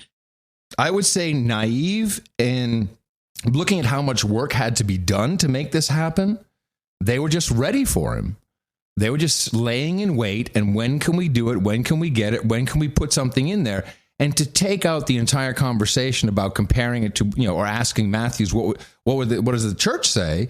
Maybe that's if in this hypothetical scenario, which will only be a fact if the Supreme Court decides to overturn Roe v. Wade. If Trump already said in the beginning he's pro-life except for the 3 exceptions, which I presume are rape, illness, danger to the mother, etc. Something like that. Yeah, something like that. Whatever. Yeah, the big 3. But got screwed. And you're right. Okay, judgment. Yeah, I agree. It's a judgment. But it was bound to happen anyway. It would have happened anyway. Well, maybe, but not with so many people so overtly out to get you. It just makes no sense that he'd go on there. And I mean, because they're not going to be sympathetic. They're not going to be swayed by his presidential attitudes at all. Their job is it's a hit job. We got to get rid of this guy. Let's see how stupid he is. Yep. And they just go after him. They aren't paying any attention to anything he's doing, except they're just looking for him to flub. Yeah. And then you're going to take the flub, edit it in a certain way, and then push it out. But it wasn't even a flub. It was just a cardinal mistake in politics. It was a flub by their standards if you did the edit right. Yeah, okay, true. Yes, I agree. And so, it's like you can do that. You could probably take our show and like a couple of times you'll say something, nobody's to get us. Oh, you could totally make us into super a-holes easily. Yeah, because we say every once in a while you will say something, and then if you just take that one comment, even though I've done it before. I said, well, I think these guys have made a huge mistake. Not those guys, but I mean these other guys have made a huge mistake. And you just cut out the second part, and you leave in the first part. Yeah. These guys have made a huge mistake. Did you say that or not? Yes, I did. So Hillary, I corrected myself 5 seconds later. You could have been nice to play that. So Trump tried to walk this back almost immediately, and that got no traction. That was even a bigger mistake, in my opinion. The whole thing was. I think you might be right. He may have shot himself in the foot. Oh, I'm convinced of it. I want to play the rest of Hillary Clinton, and how she turns this into what he said was dangerous. No, what was aired in the Rachel Maddow show was dangerous. And just listen to the rest. About a minute left of her. It couldn't get worse. Horrific and telling. What do you mean by that? Well, what Donald Trump said today was outrageous and dangerous. And, I'm constantly just taken aback at the kinds of things that he advocates for. Maya Angelou said when someone... Oh, bring in Maya Angelou. That always helps. Go straight to that. The kinds of things that he advocates for. Maya Angelou said when someone shows you who they are, believe them. And once again, he has showed us who he is. The idea that he and all the... It should be when someone shows you who they are, believe them. What did she say? Slipped it in. She made sure it was believe him. Believe him. Let me roll that back a sec. Constantly just taken aback at the kinds of things that he advocates for. Maya Angelou said when someone shows you who they are, believe them. And once again, he has showed us. I think she said them. She said them. I think she did it correctly. Who he is. The idea that he and all the Republicans espouse that abortion should be illegal is one that is not embraced by the vast majority of Americans in our country. And in fact, as he pointed out, if it were illegal, then women and doctors would be criminals. Yeah. That part is actually correct. If it's illegal and you break the law, it's illegal. And this is just beyond the Republicans any... are throwing the election. Yeah, you're probably right. Legal, I'm always wondering about when I see something like this happen where they're throwing the election. Mm-hmm. Because they're throwing the election. Because Trump, they can't have him because he could actually win. So let's screw him over and just throw him to the wolves and get rid of him. Yeah. And let's run Cruz, who couldn't beat anybody. He's just an unlikable, unpleasant-looking person. He's slimy. Do you remember the first Men in Black? The guy who had all the bugs inside of him? Yeah. Cruz. Yeah. Yeah. He's got bugs inside of him. And then once in a while they come out and they appear on his lip. Yeah. So, I know this is probably completely one of the nuttier thoughts of mine, but I've had this thought a lot early on in the election where we kept believing that they were trying to throw the election. I have this economic theory that has a 40 and 80 year cycle of depression. Yes, there's a book coming out about it, I hear.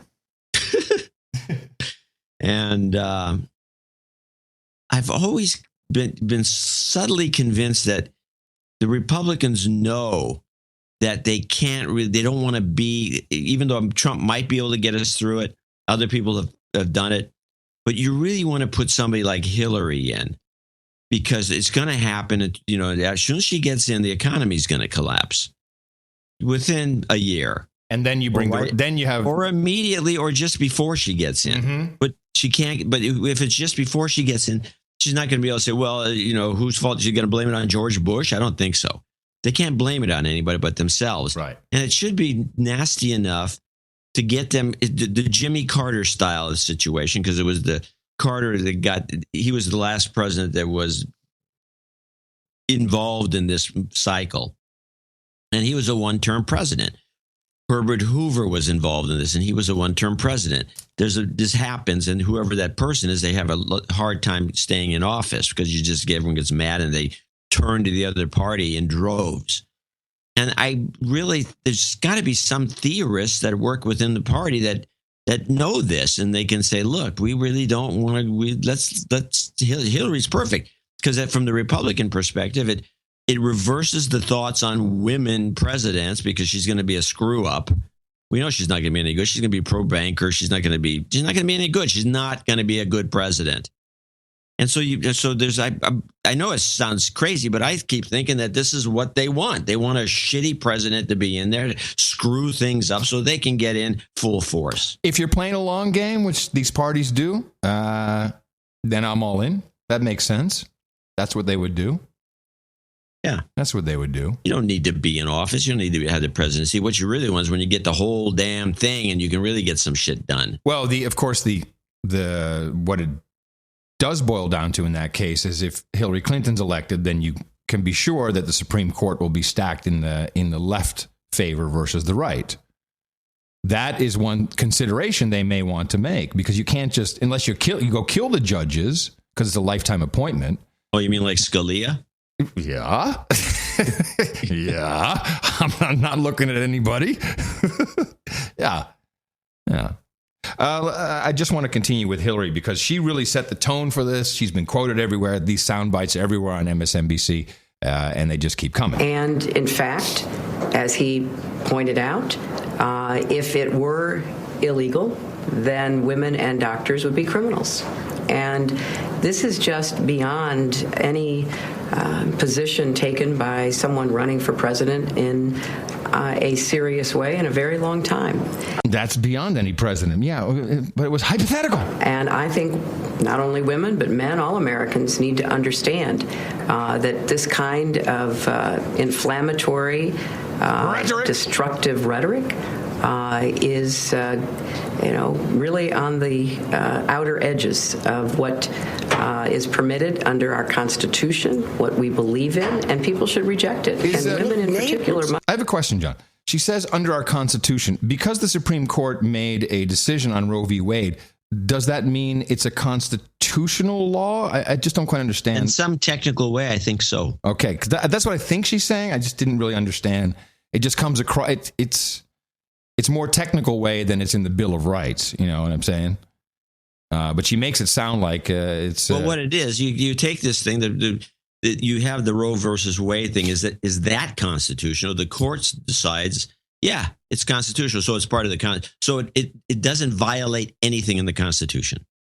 Edges of what is permitted under our Constitution, what we believe in, and people should reject it. And women in particular must know that this right, which we have guaranteed to us under the Constitution, could be taken away. And that's why the stakes in this election couldn't be higher.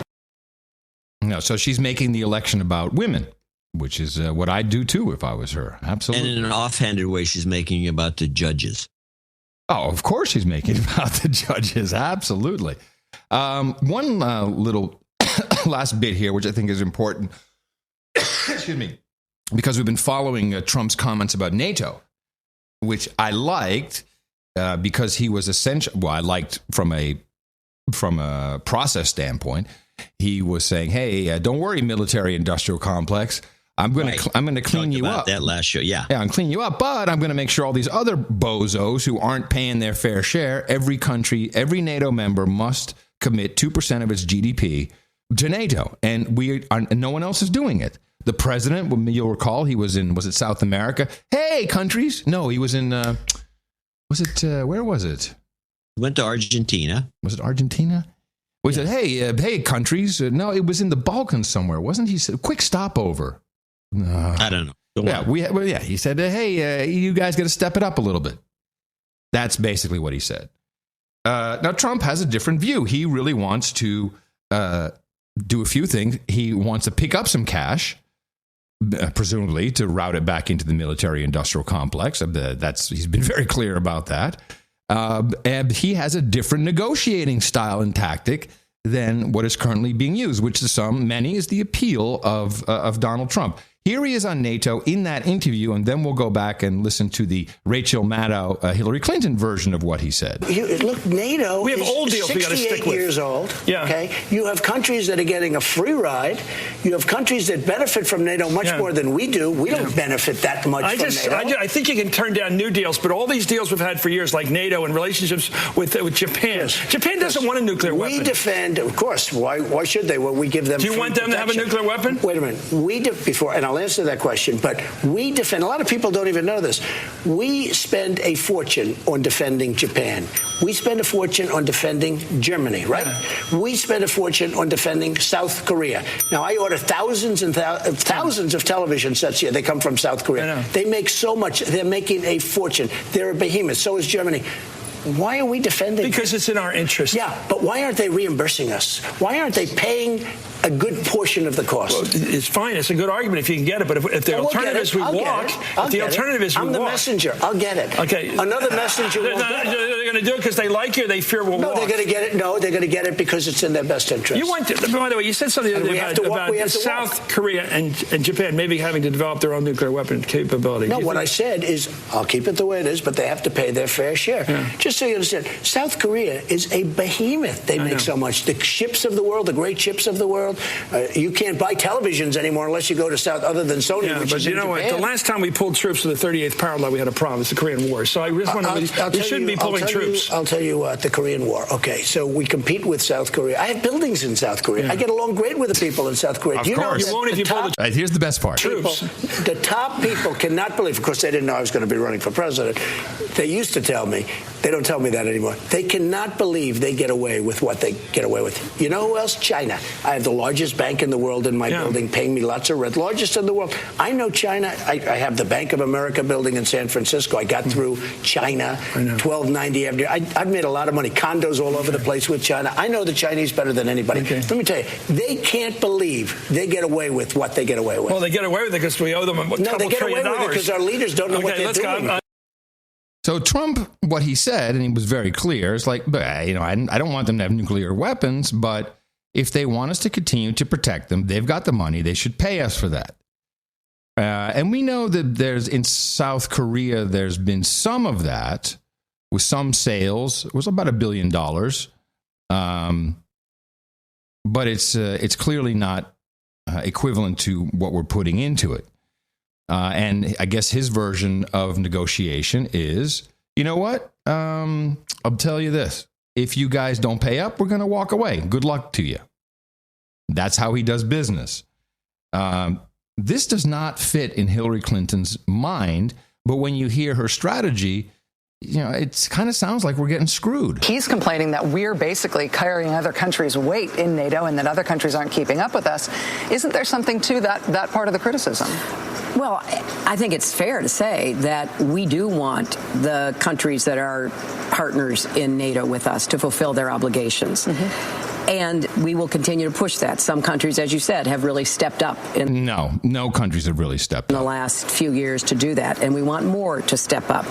But we have to look at what it means to have defense. We have to modernize NATO. What kind of alliance will NATO be? How does it protect from the non-state threat of terrorism? We've always been an alliance primarily focused on Russia and aggression, then moving our eyes toward Iran and the potential of nuclear weapons and the like. We have to take a 360-degree look about how NATO is going to help improve the defense and security of our European partners.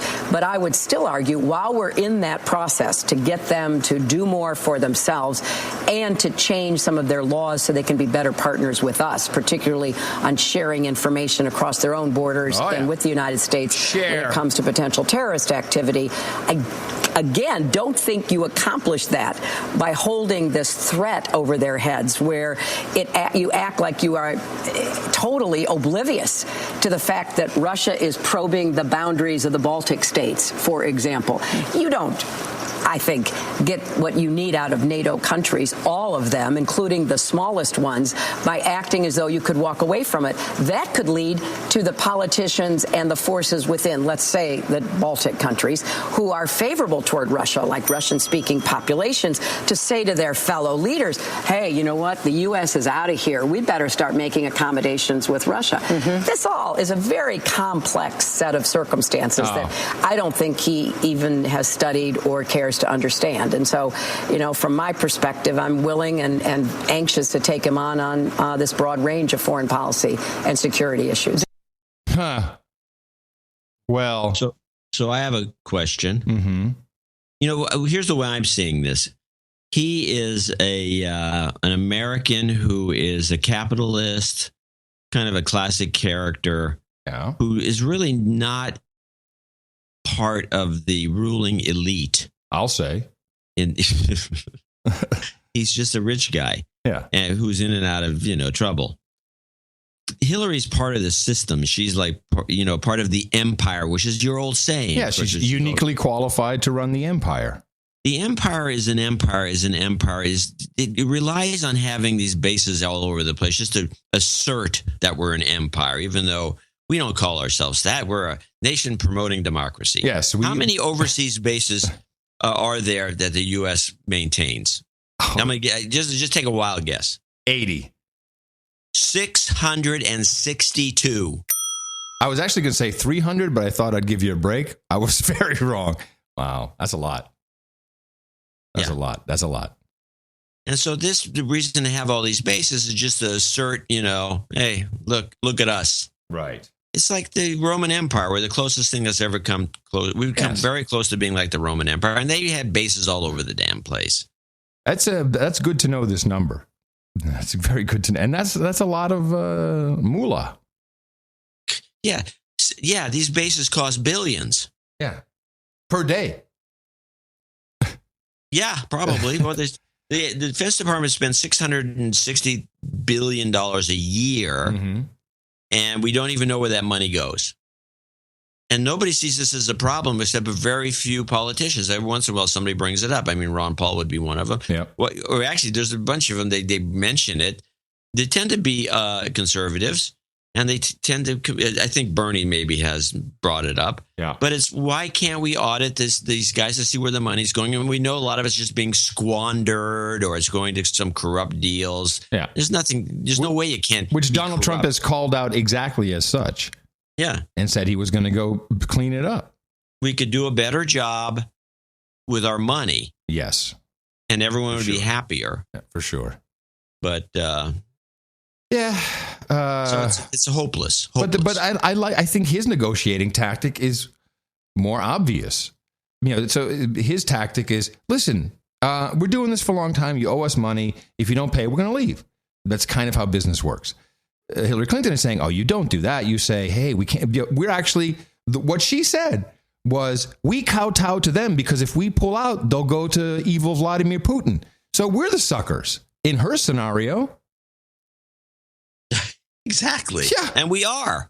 But that's the policy. That's the way it's always been. They say, thanks for having you here. We don't have any money. We don't want to pay for it, whatever. And yet, we can't get an audited numbers. Yeah. So in that case, this guy, Milos Yiannopoulos, he's a conservative from where is he from? Is he from Canada, I think? And he's, the crazy blonde hair, gay. You haven't seen this guy? I'm thinking of the Boris character, the mayor of London, the way you're describing. Well, he does look a bit like Boris, but he's young. He's the guy who got unverified by Twitter for some conservative comments he made. I don't know anything about this. No, we discussed it. It doesn't matter. Well, I've lost it. I lost the discussion. Well, so he's a huge Trump fan, and he calls Trump daddy. And I think he's right. America right now, and this is probably the hardest thing for Hillary, when you're down, you want daddy to come in and fix it. And Trump is acting like the stereotypical daddy. I'm going to come in, make it great. You're sitting at home thinking, boy, I'm a loser. Got no job. And some guy comes on TV, like an infomercial, to be honest, Trump sounds like an infomercial. He says, hey, I'm going to make everything great again. Oh, you got my attention. Hey, you want to be great? You want a job? Hey, it's very simple how this happens. Very simple. Hillary, on the other hand, has a huge problem, which is underreported. Luckily, there is Judge Napolitano to the rescue, who gave a nice little summary of the current status of her email investigation by FBI. And although I don't think mentioned in this clip, we just received word here at the news desk of the No Agenda Show. We just received word that the State Department has been told by FBI to stop their investigation, so they're out of the way. So they're out of the way what the FBI is doing. And of course, FBI is run by Jim Comey, the Republican. So as things are heating up, Judge Napolitano, who had a great show on Fox, and he got fired, didn't he?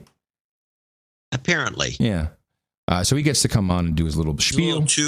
He was a little too old-fashioned conservative constitutionalist. Yeah, we can have none of that. Here he is. I think that Mrs. Clinton is currently at the vortex of a perfect storm of legal misery. I love that. That should be on her epitaph. Should read that. Perfect storm of a legal misery.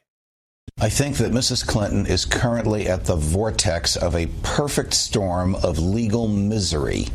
Her senior aides from her years as the Secretary of State, who are still very close to her, have been ordered to testify under oath in 2 Freedom of Information Act requests in a discovery context, meaning the ability of the lawyer to ask questions is wide and broad, and there's no judge there to sustain any objections. And 2 federal judges, one of whom appointed by her husband, have both suggested there is likely evidence of a conspiracy in the office of the Secretary of State when she was there to evade and avoid federal law. Add to that in the very same week, the same people that are going to be examined in those 2 Freedom of Information Act cases are being called into the FBI and asked if they want to speak to the FBI. A very dangerous thing for any lawyer to allow his client to do. And after that, Mrs. Clinton will be called in. The ultimate irony is that the reason she embarked on all this was to hide her communications from the world, from the Freedom of Information Act, from the Congress. That was the point. There's no other point in doing this. It's meant to evade subpoenas, inquiries, congressional committees. And now it's all over the world. I mean, everything is out there. We know that 22 of these were extremely highly secret. And it's a perfect... The word condign was invented for this kind of retribution. This is condign punishment. You want to hide your official acts in a way that nobody else has and nobody else would try to. I like that word, condign. C-O-N-D-I-G-N. O-N. Use the adjective condign to describe a fair and fitting punishment, like the condign cleanup work assigned to a group of students after they made a big mess. I interpret that... I've never heard this word. Yeah, it seems to be a legal term. Yeah. You could pronounce it condign or condign. It comes from the Latin con, means together, all together, and dingus. That would apply to Clinton. And dingus, which means worthy. So something that is condign is deserved and appropriate. There you go. But the way I hear what, that was the guy with the scuba diving accident, what's his name? Krautenheimer. He said she tried to hide her emails. Now everything's out in the open. That is a condign punishment. Inferring maybe in a way that nothing will happen. FBI won't do anything. But at least she had the condign punishment of all of the stuff that she tried to hide was out there. I'm not quite sure what he's trying to say.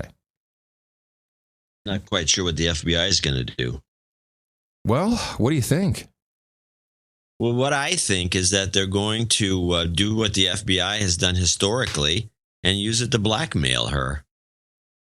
So it would be appropriate then for her to get into office, and them not to open an investigation, but to keep that ongoing and keep things kind of alive, to be able to blackmail her while she's the president.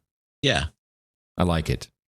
Yeah, I like it. That's the kind of leverage. They don't have the kind of leverage that the NSA and the CIA have. Right, because they got the pictures and they got the audio tapes of all the shenanigans.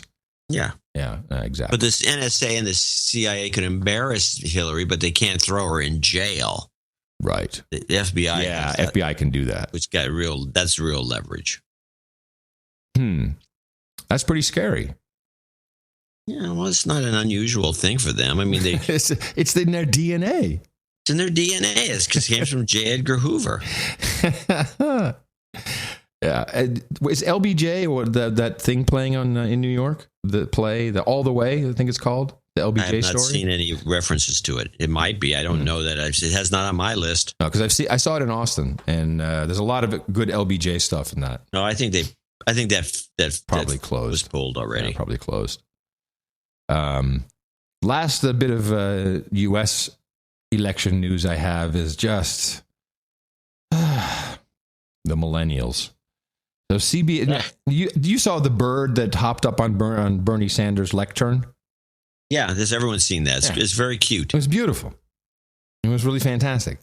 Well, this has ignited such a passion in the millennials that Mr. Sanders granted an interview to CBS News Facebook edition. The face baggers. So they bring out the face bagging girl for CBS News, who was running the whole face bag. CBS News, the Tiffany Network, John, the Tiffany Network. You remember that Tiffany Network? And she gets a unique opportunity to speak with the man who she clearly would like to see would be the next president of the United States. Hello, Senator. Will you say hi to all your Facebook fans? How you doing, Facebook? There's also a tone. Did you hear what he said? How you doing? He said, "How you doing, Facebooks?" How you doing, Facebooks? How you doing, Facebooks? Hi to all your Facebook fans. How you doing, Facebook? There's also a tone of positivity in your campaign, and I see that daily on the campaign trail with you. It was most evident when... And this distortion is their recording, not mine. Evident when a small bird came onto the stage, and you basically shut down the internet. John, a small bird came onto the stage, and he basically shut down shut down the internet. Shut down Facebook because the hashtag Bernie Sanders started trending. Do you think you gained more supporters because it seems birds are on your side? Do you think you're getting more supporters because people now know that birds are on your side? CBS News, What the hell are you listening to? CBS News, John. CBS News, the Face Bags edition. Sanders started trending. Do you think you gained more supporters because it seems birds are on your side? Well, we think this is a message from the ether. It's a message from the ether, John. Yeah. It's a symbol. It's a symbol. It's a symbol that we're on the right side of this issue. Do you have an animal spirit? What issue? Bird issue? Did you hear? I just want you to hear a follow-up question, then I'm done with it. Listen. Yeah. It's a symbol. It's a symbol that we're on the right side of this issue. Do you have an animal spirit? Do you have an animal spirit is the next question. Oh, my God. This is a news reporter? Oh, my God. That is I can't even play more. It's just too horrific. Yeah, that's CBS News. Hello. CBS News. Hello. Yeah, that's a borderline clip of the day. Take it. Oh, there you go. Clip of the day. I'm going to show my support by donating to No Agenda. Imagine all the people who could do that. Oh, yeah, that'd be fab. Yeah, on No Agenda. In the morning. We do have very few people to thank for today's show. What is the number? 813? 813. Let's start with Wayne Simmons in Long Island City, $101. Sir Eric Olson from Water Valley. It says country, but I don't have the states. Let me see if I can stretch this over and get the states. Yeah, states are an important data point for you. Yeah, they tend to be. C and E. I don't know where that went. Okay, I'll tell you what. I'll read the names. You read the state. Okay. City and state. We're going to work as a team for once. Oh, how that's like teamwork. It's collaboration. Yeah. Hands across the aisle. This is what happens. This is what it's all about. This is it. This is a consensus model, leaderless model, John. Leaderless governing. We're looking for. Anonymous in Sultan, Washington. No, wait. You'd better do the city and state. Otherwise, it sounds idiotic. No, I like doing it this way. Keep going. Keep going. All right. John Robinet in blank. $100. Blank. Nope. Town, no city, no nothing. He's apparently in parts unknown, I think is the way we put that. Parts unknown. I'll thank you. Parts unknown, yes. Sir Daniel Hochstein in 7388 in Sedona, Arizona. That's right. 7388, a double ham shot, and he has a birthday call out. Yeah. He is November 2, India, Quebec, Foxtrot. Ditto. Oh wait, no. I'm sorry. I gotta change that. He's changed it. He got a vanity call. W1 Tango Echo Echo. And he says, "Thank you very much. I heard about the vanity call from you." So he actually upgraded thanks to the show. His wife he has a smoking hot wife, but his life has become better because of the show. That's basically what I was going to say. W1T Echo Echo. That's beautiful. So W1T Echo Echo. Yeah, W1T Echo Echo. That's great. W1T T Tango. No, never mind. Yes, W1T. Yes. Hello. Yes, I got you. T. Sir Stuart, this is the way the team works, by the way. Teamwork Sir is Stuart great. Coates, 6469 in Chelmsford. Essex in the United Kingdoms of Gitmo Nation East. Brian Seiss, 5812 in Maryland Heights. Missouri? M-O? Yeah, it's Missouri. Maryland Heights, Missouri. Maryland Heights. Barry Coggins. Parts unknown. 27 cents. Parts unknown. Shane Rozdilsky, our buddy, for that $50 for Saskatoon. Saskatchewan, Scandinavia. And Justin Barber in and $50 in Los Angeles, California. And that's it. Well, we have a couple of birthday donations for you. I'd like to read those off. These are typically not mentioned because they're under $50. Ryan Couture. We have from Dallas, Christoph Pitode. From Goodyear, Arizona, Rob Thijssen from Rotterdam, the Netherlands, Trevor Hoagland, Portland, Oregon, Scott Van Walsum, Lansing, Michigan, Patrick Coble, that's Sir Patrick Coble to you in Fairview, Tennessee, Stanley Jones in Silkston, Missouri, Hassan Maynard in Bayshore, New York, Rob Maxwell, Fort Lauderdale, Florida, and we have an international donation, Marco A. Castellanos from Guatemala, also saying, happy birthday to you, John C. Dvorak. Well, I'd like to thank them all. Yes. And if you were expected to be mentioned today, we probably had a mistake with the spreadsheet. No worries, we will clear that up. But do want to thank everybody for supporting the show. Also, our sole executive producer, Dame Astrid from Tokyo. Another show coming up on Thursday. Dvorak.org/NA. And then, I wanted to give karma to everybody. That's what I was missing. Karma. You've got karma.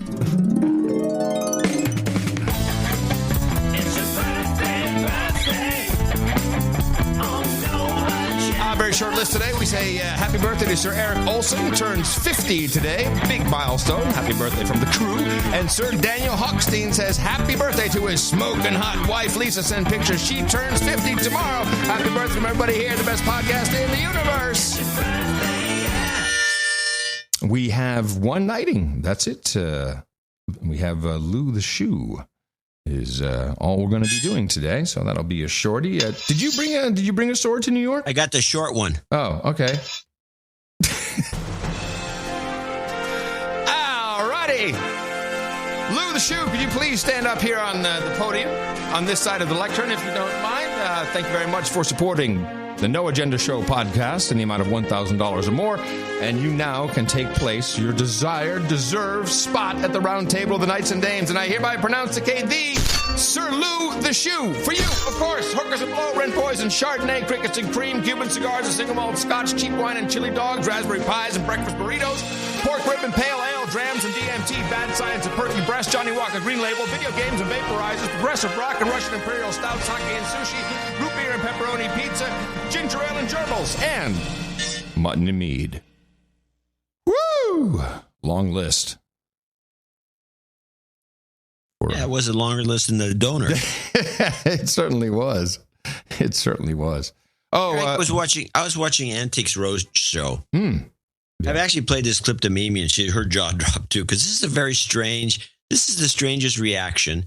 It kind of makes sense when she explains it, but this is one of the strangest reactions. They had this oil painting. It was just a gorgeous piece, and you could tell it was worth something. I was estimating $20,000 or something like that. Oh, that's a big one. You know how when you watch Antiques Roadshow, you try to guess. That's the whole point of the show. Hello. And this is the strange reaction that I just got a kick out of. With you, is the fact that you've had it in your family, on your wall. I've had a look at the back, even the nails in the same place. This is its original frame. It's never been out of its frame. And one of the things about that impasto is it catches some of the dirt. You can see that there. So it could stand a little bit of a cleaning. If I were to put an auction estimate on it, I'd put it in at $200,000 to $300,000. Oh, that's terrible. What? Oh, it was such a nice picture to just sort of have around. Wow, so terrible. I have to get rid of it now. Yeah, this was a nice picture just to have around, and now she knows she has to sell it. You can't keep a picture like that. The insurance cost is too high. Oh, good poor woman. It's terrible. Ruined my life.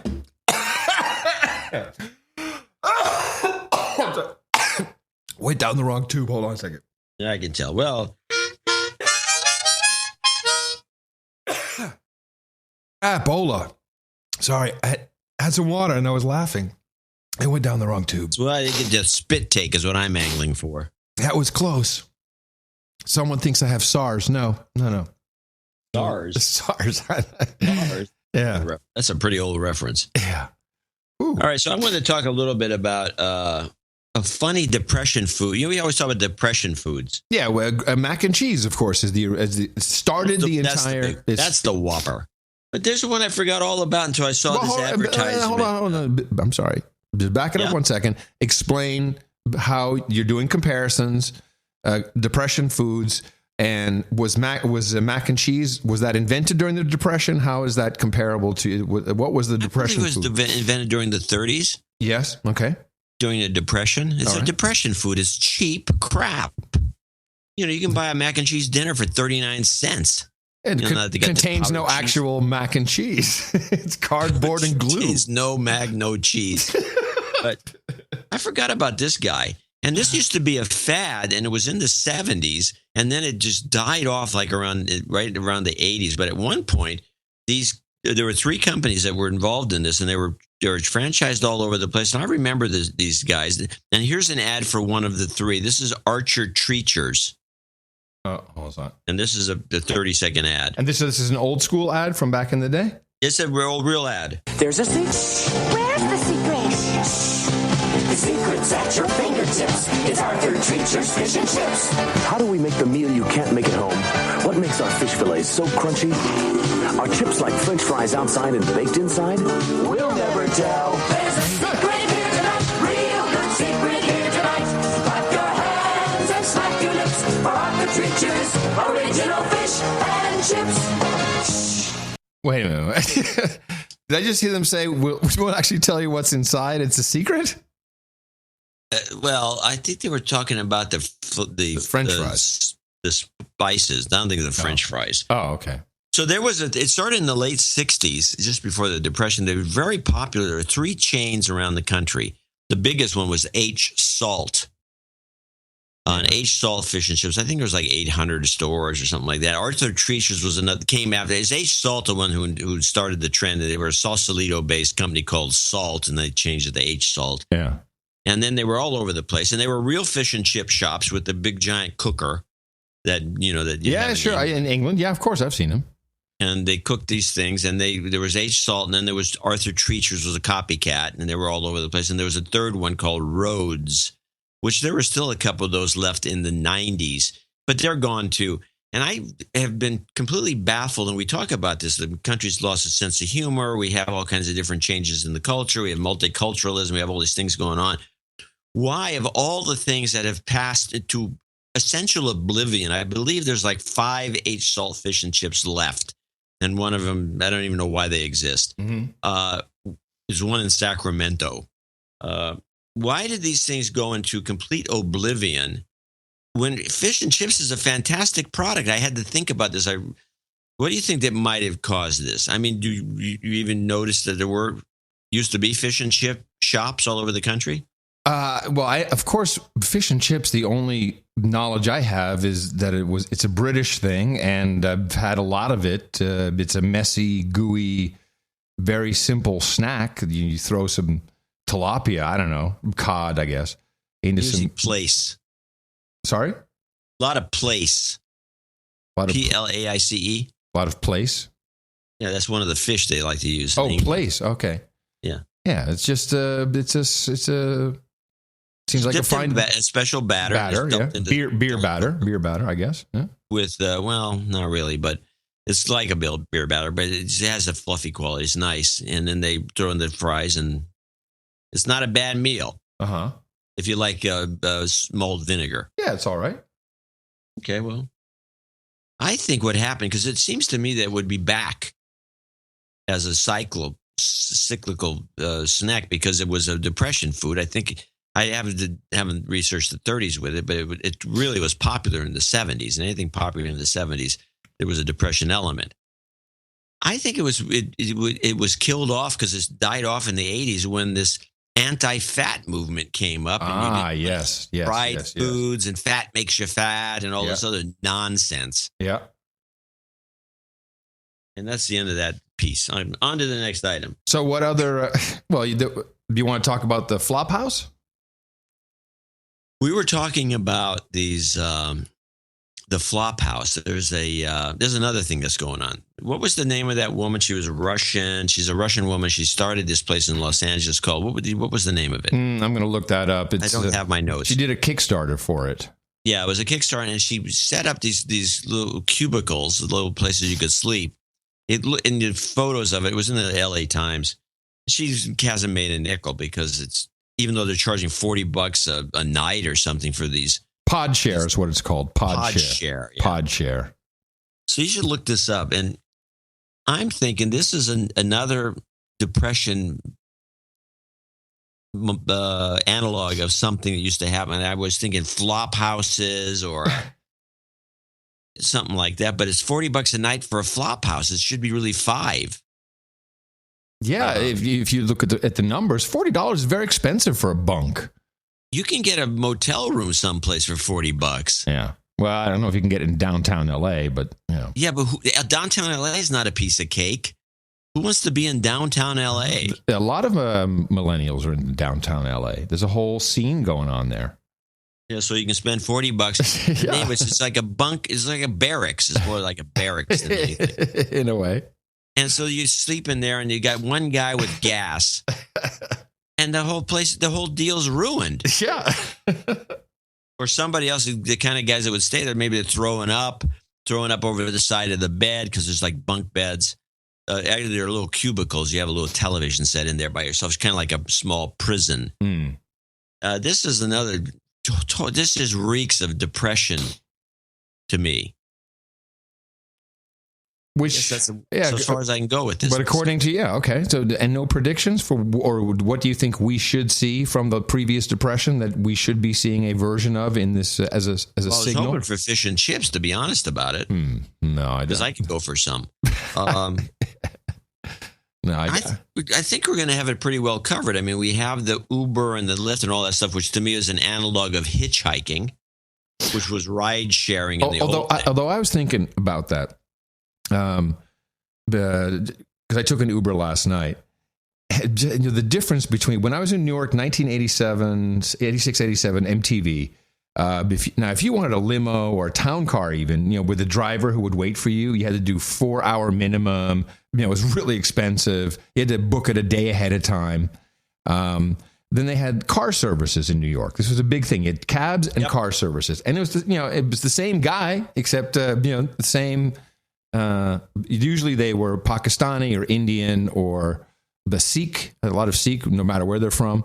And they'll had CB the beads around the beads on the stool, on the chair, and they had CB radios. They were always talking on CB radios with each other.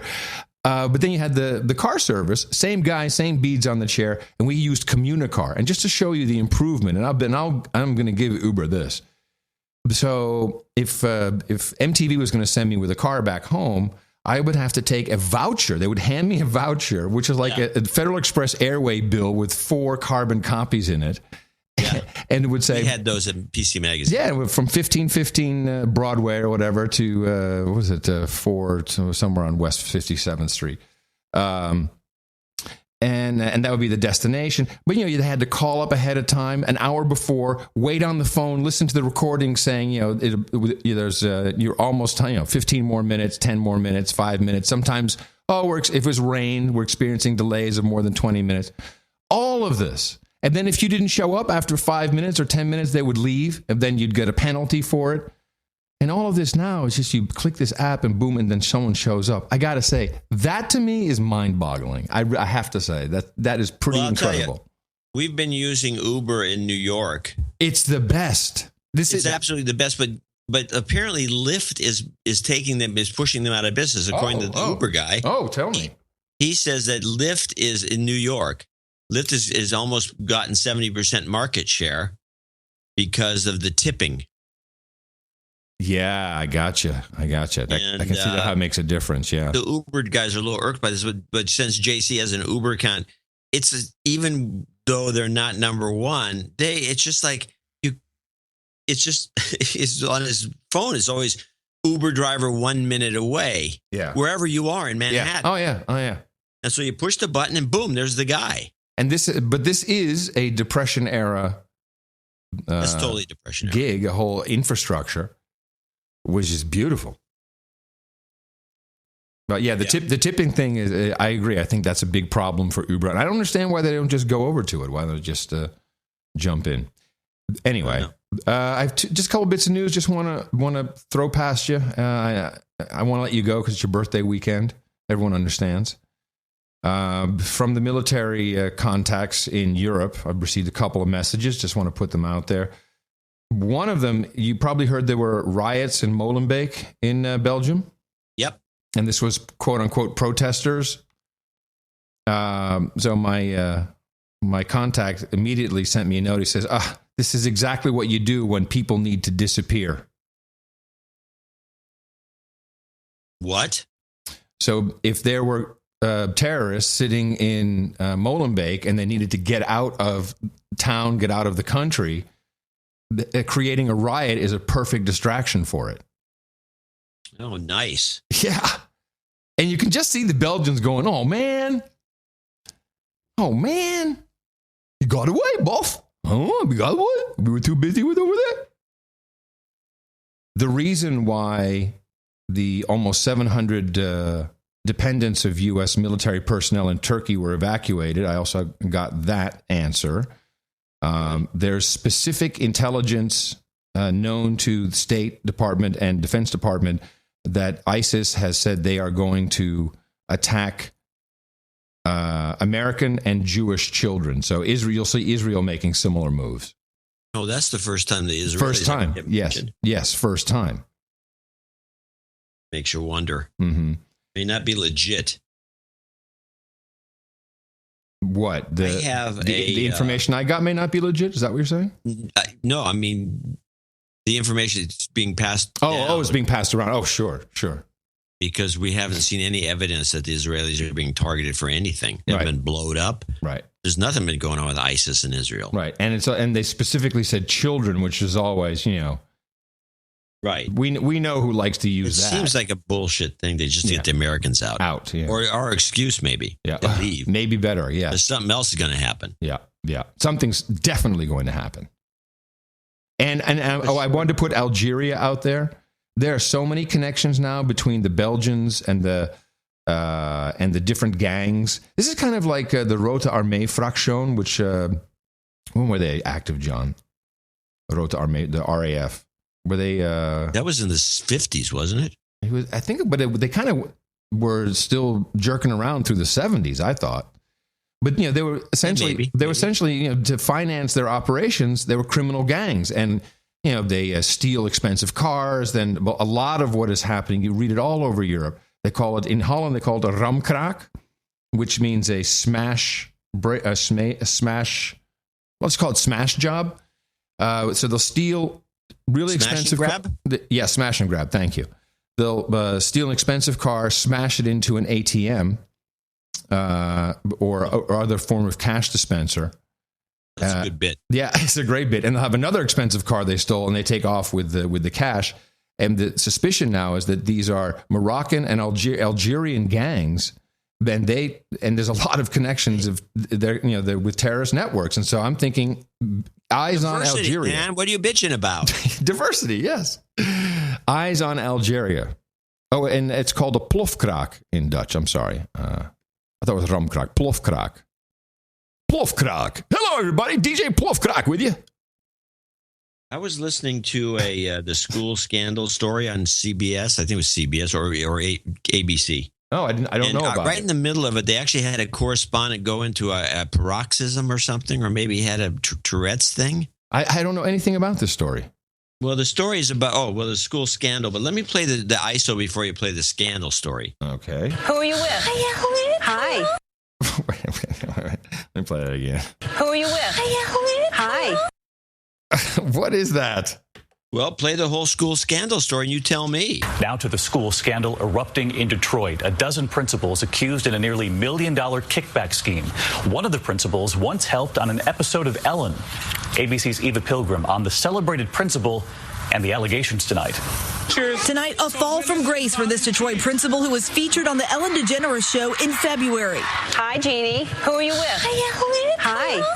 Ellen, I'm with the most amazing man, the principal of Spain Elementary School. Ronald Alexander jumping for joy when Ellen and Justin Bieber teamed up, getting his school more than $500,000 for school supplies and repairs. He now finds himself facing charges, one of a dozen Detroit area principals accused of receiving kickbacks. The conduct alleged here is egregious. The kickbacks cost the school district almost $3 million. Investigators say the accused employees accepted inaccurate invoices. In return, the school supplies vendor, Norman Shy, who lives in this mansion outside of Detroit, rewarded them with gift cards, cash, and home improvements. Principal Alexander is accused of taking $23,000 in kickbacks and bribes. It was there's a story goes on with more one guy after another. This is the problem. I think just in most school districts, I think California is rife with this. These middlemen in the middle of these, they're stealing all the money, the taxpayers' money. Yeah. That's what I listened to this woman, they threw it to her, and she made this crazy sound. Who are you with? Hi. That's a woman? That's a grown woman? Yeah. That's a glitch. She's clearly an AI. That's a glitch. Who are you with? Hi. Oh, no. That's the DSP just went haywire. You think? Sounds like it. I watched it and I couldn't see. I don't know. Were her lips moving? The strangest thing I've ever heard. Were her lips moving when they came out? Well, it was a long shot. It was a wide shot, so you couldn't tell. Wait, so it's the same woman speaking, but that she makes that sound in the middle of it. Yeah. Who are you with? Hi. Maybe it was a DSP issue, but it was the weirdest one I've ever seen. Sounds to me like the AI glitch. That's what I think. AI. All right. I want to let you go. You good? Yeah, I think so. I think we got stuff coming up for the next show on Thursday. Yeah, we'll have lots to talk about on Thursday. I want to make sure you get your, because what time is it there? You're now 2 o'clock? Almost 2 o'clock? Yeah, almost. Yeah, and we still got to do art and credits, and I'll get you out. Is the family like at the door? No. Like, are you done yet? Are you done yet? Hey, you done Are yet? you done yet? Are you done yet with your podcast? With your podcast? With that podcast. Dad's podcasting again.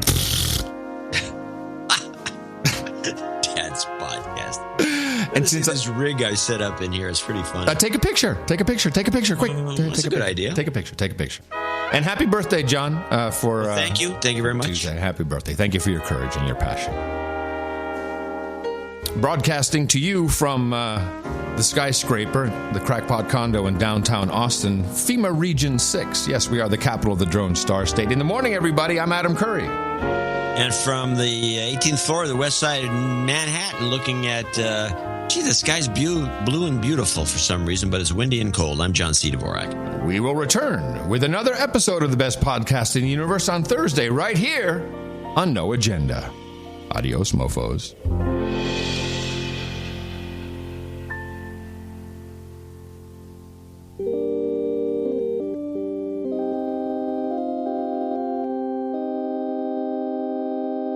got ants. I got ants.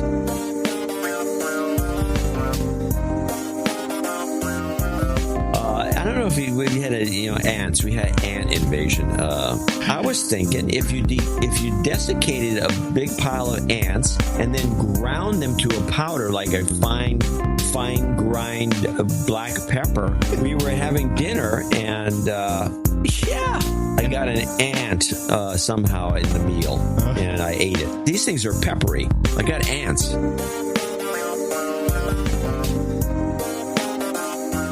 I got ants.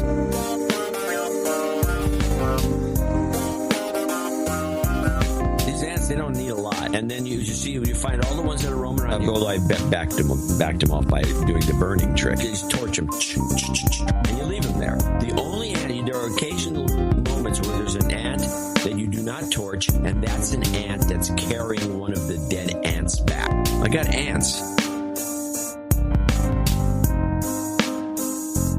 I got ants.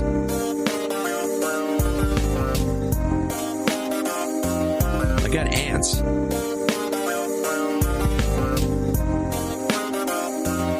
I got ants. Ants. Ants. Ants.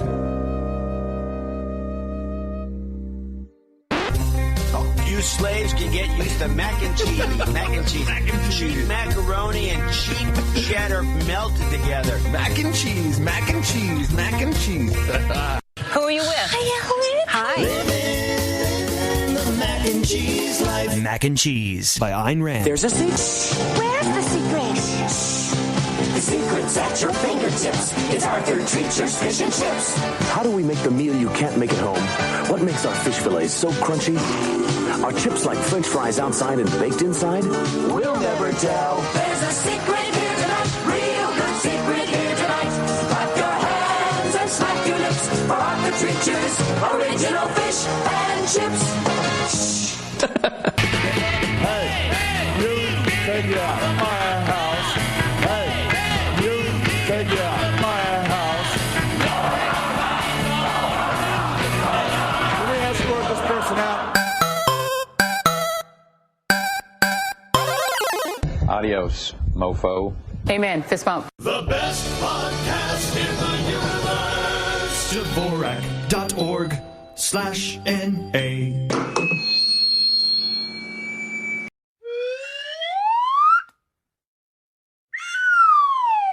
How good is that?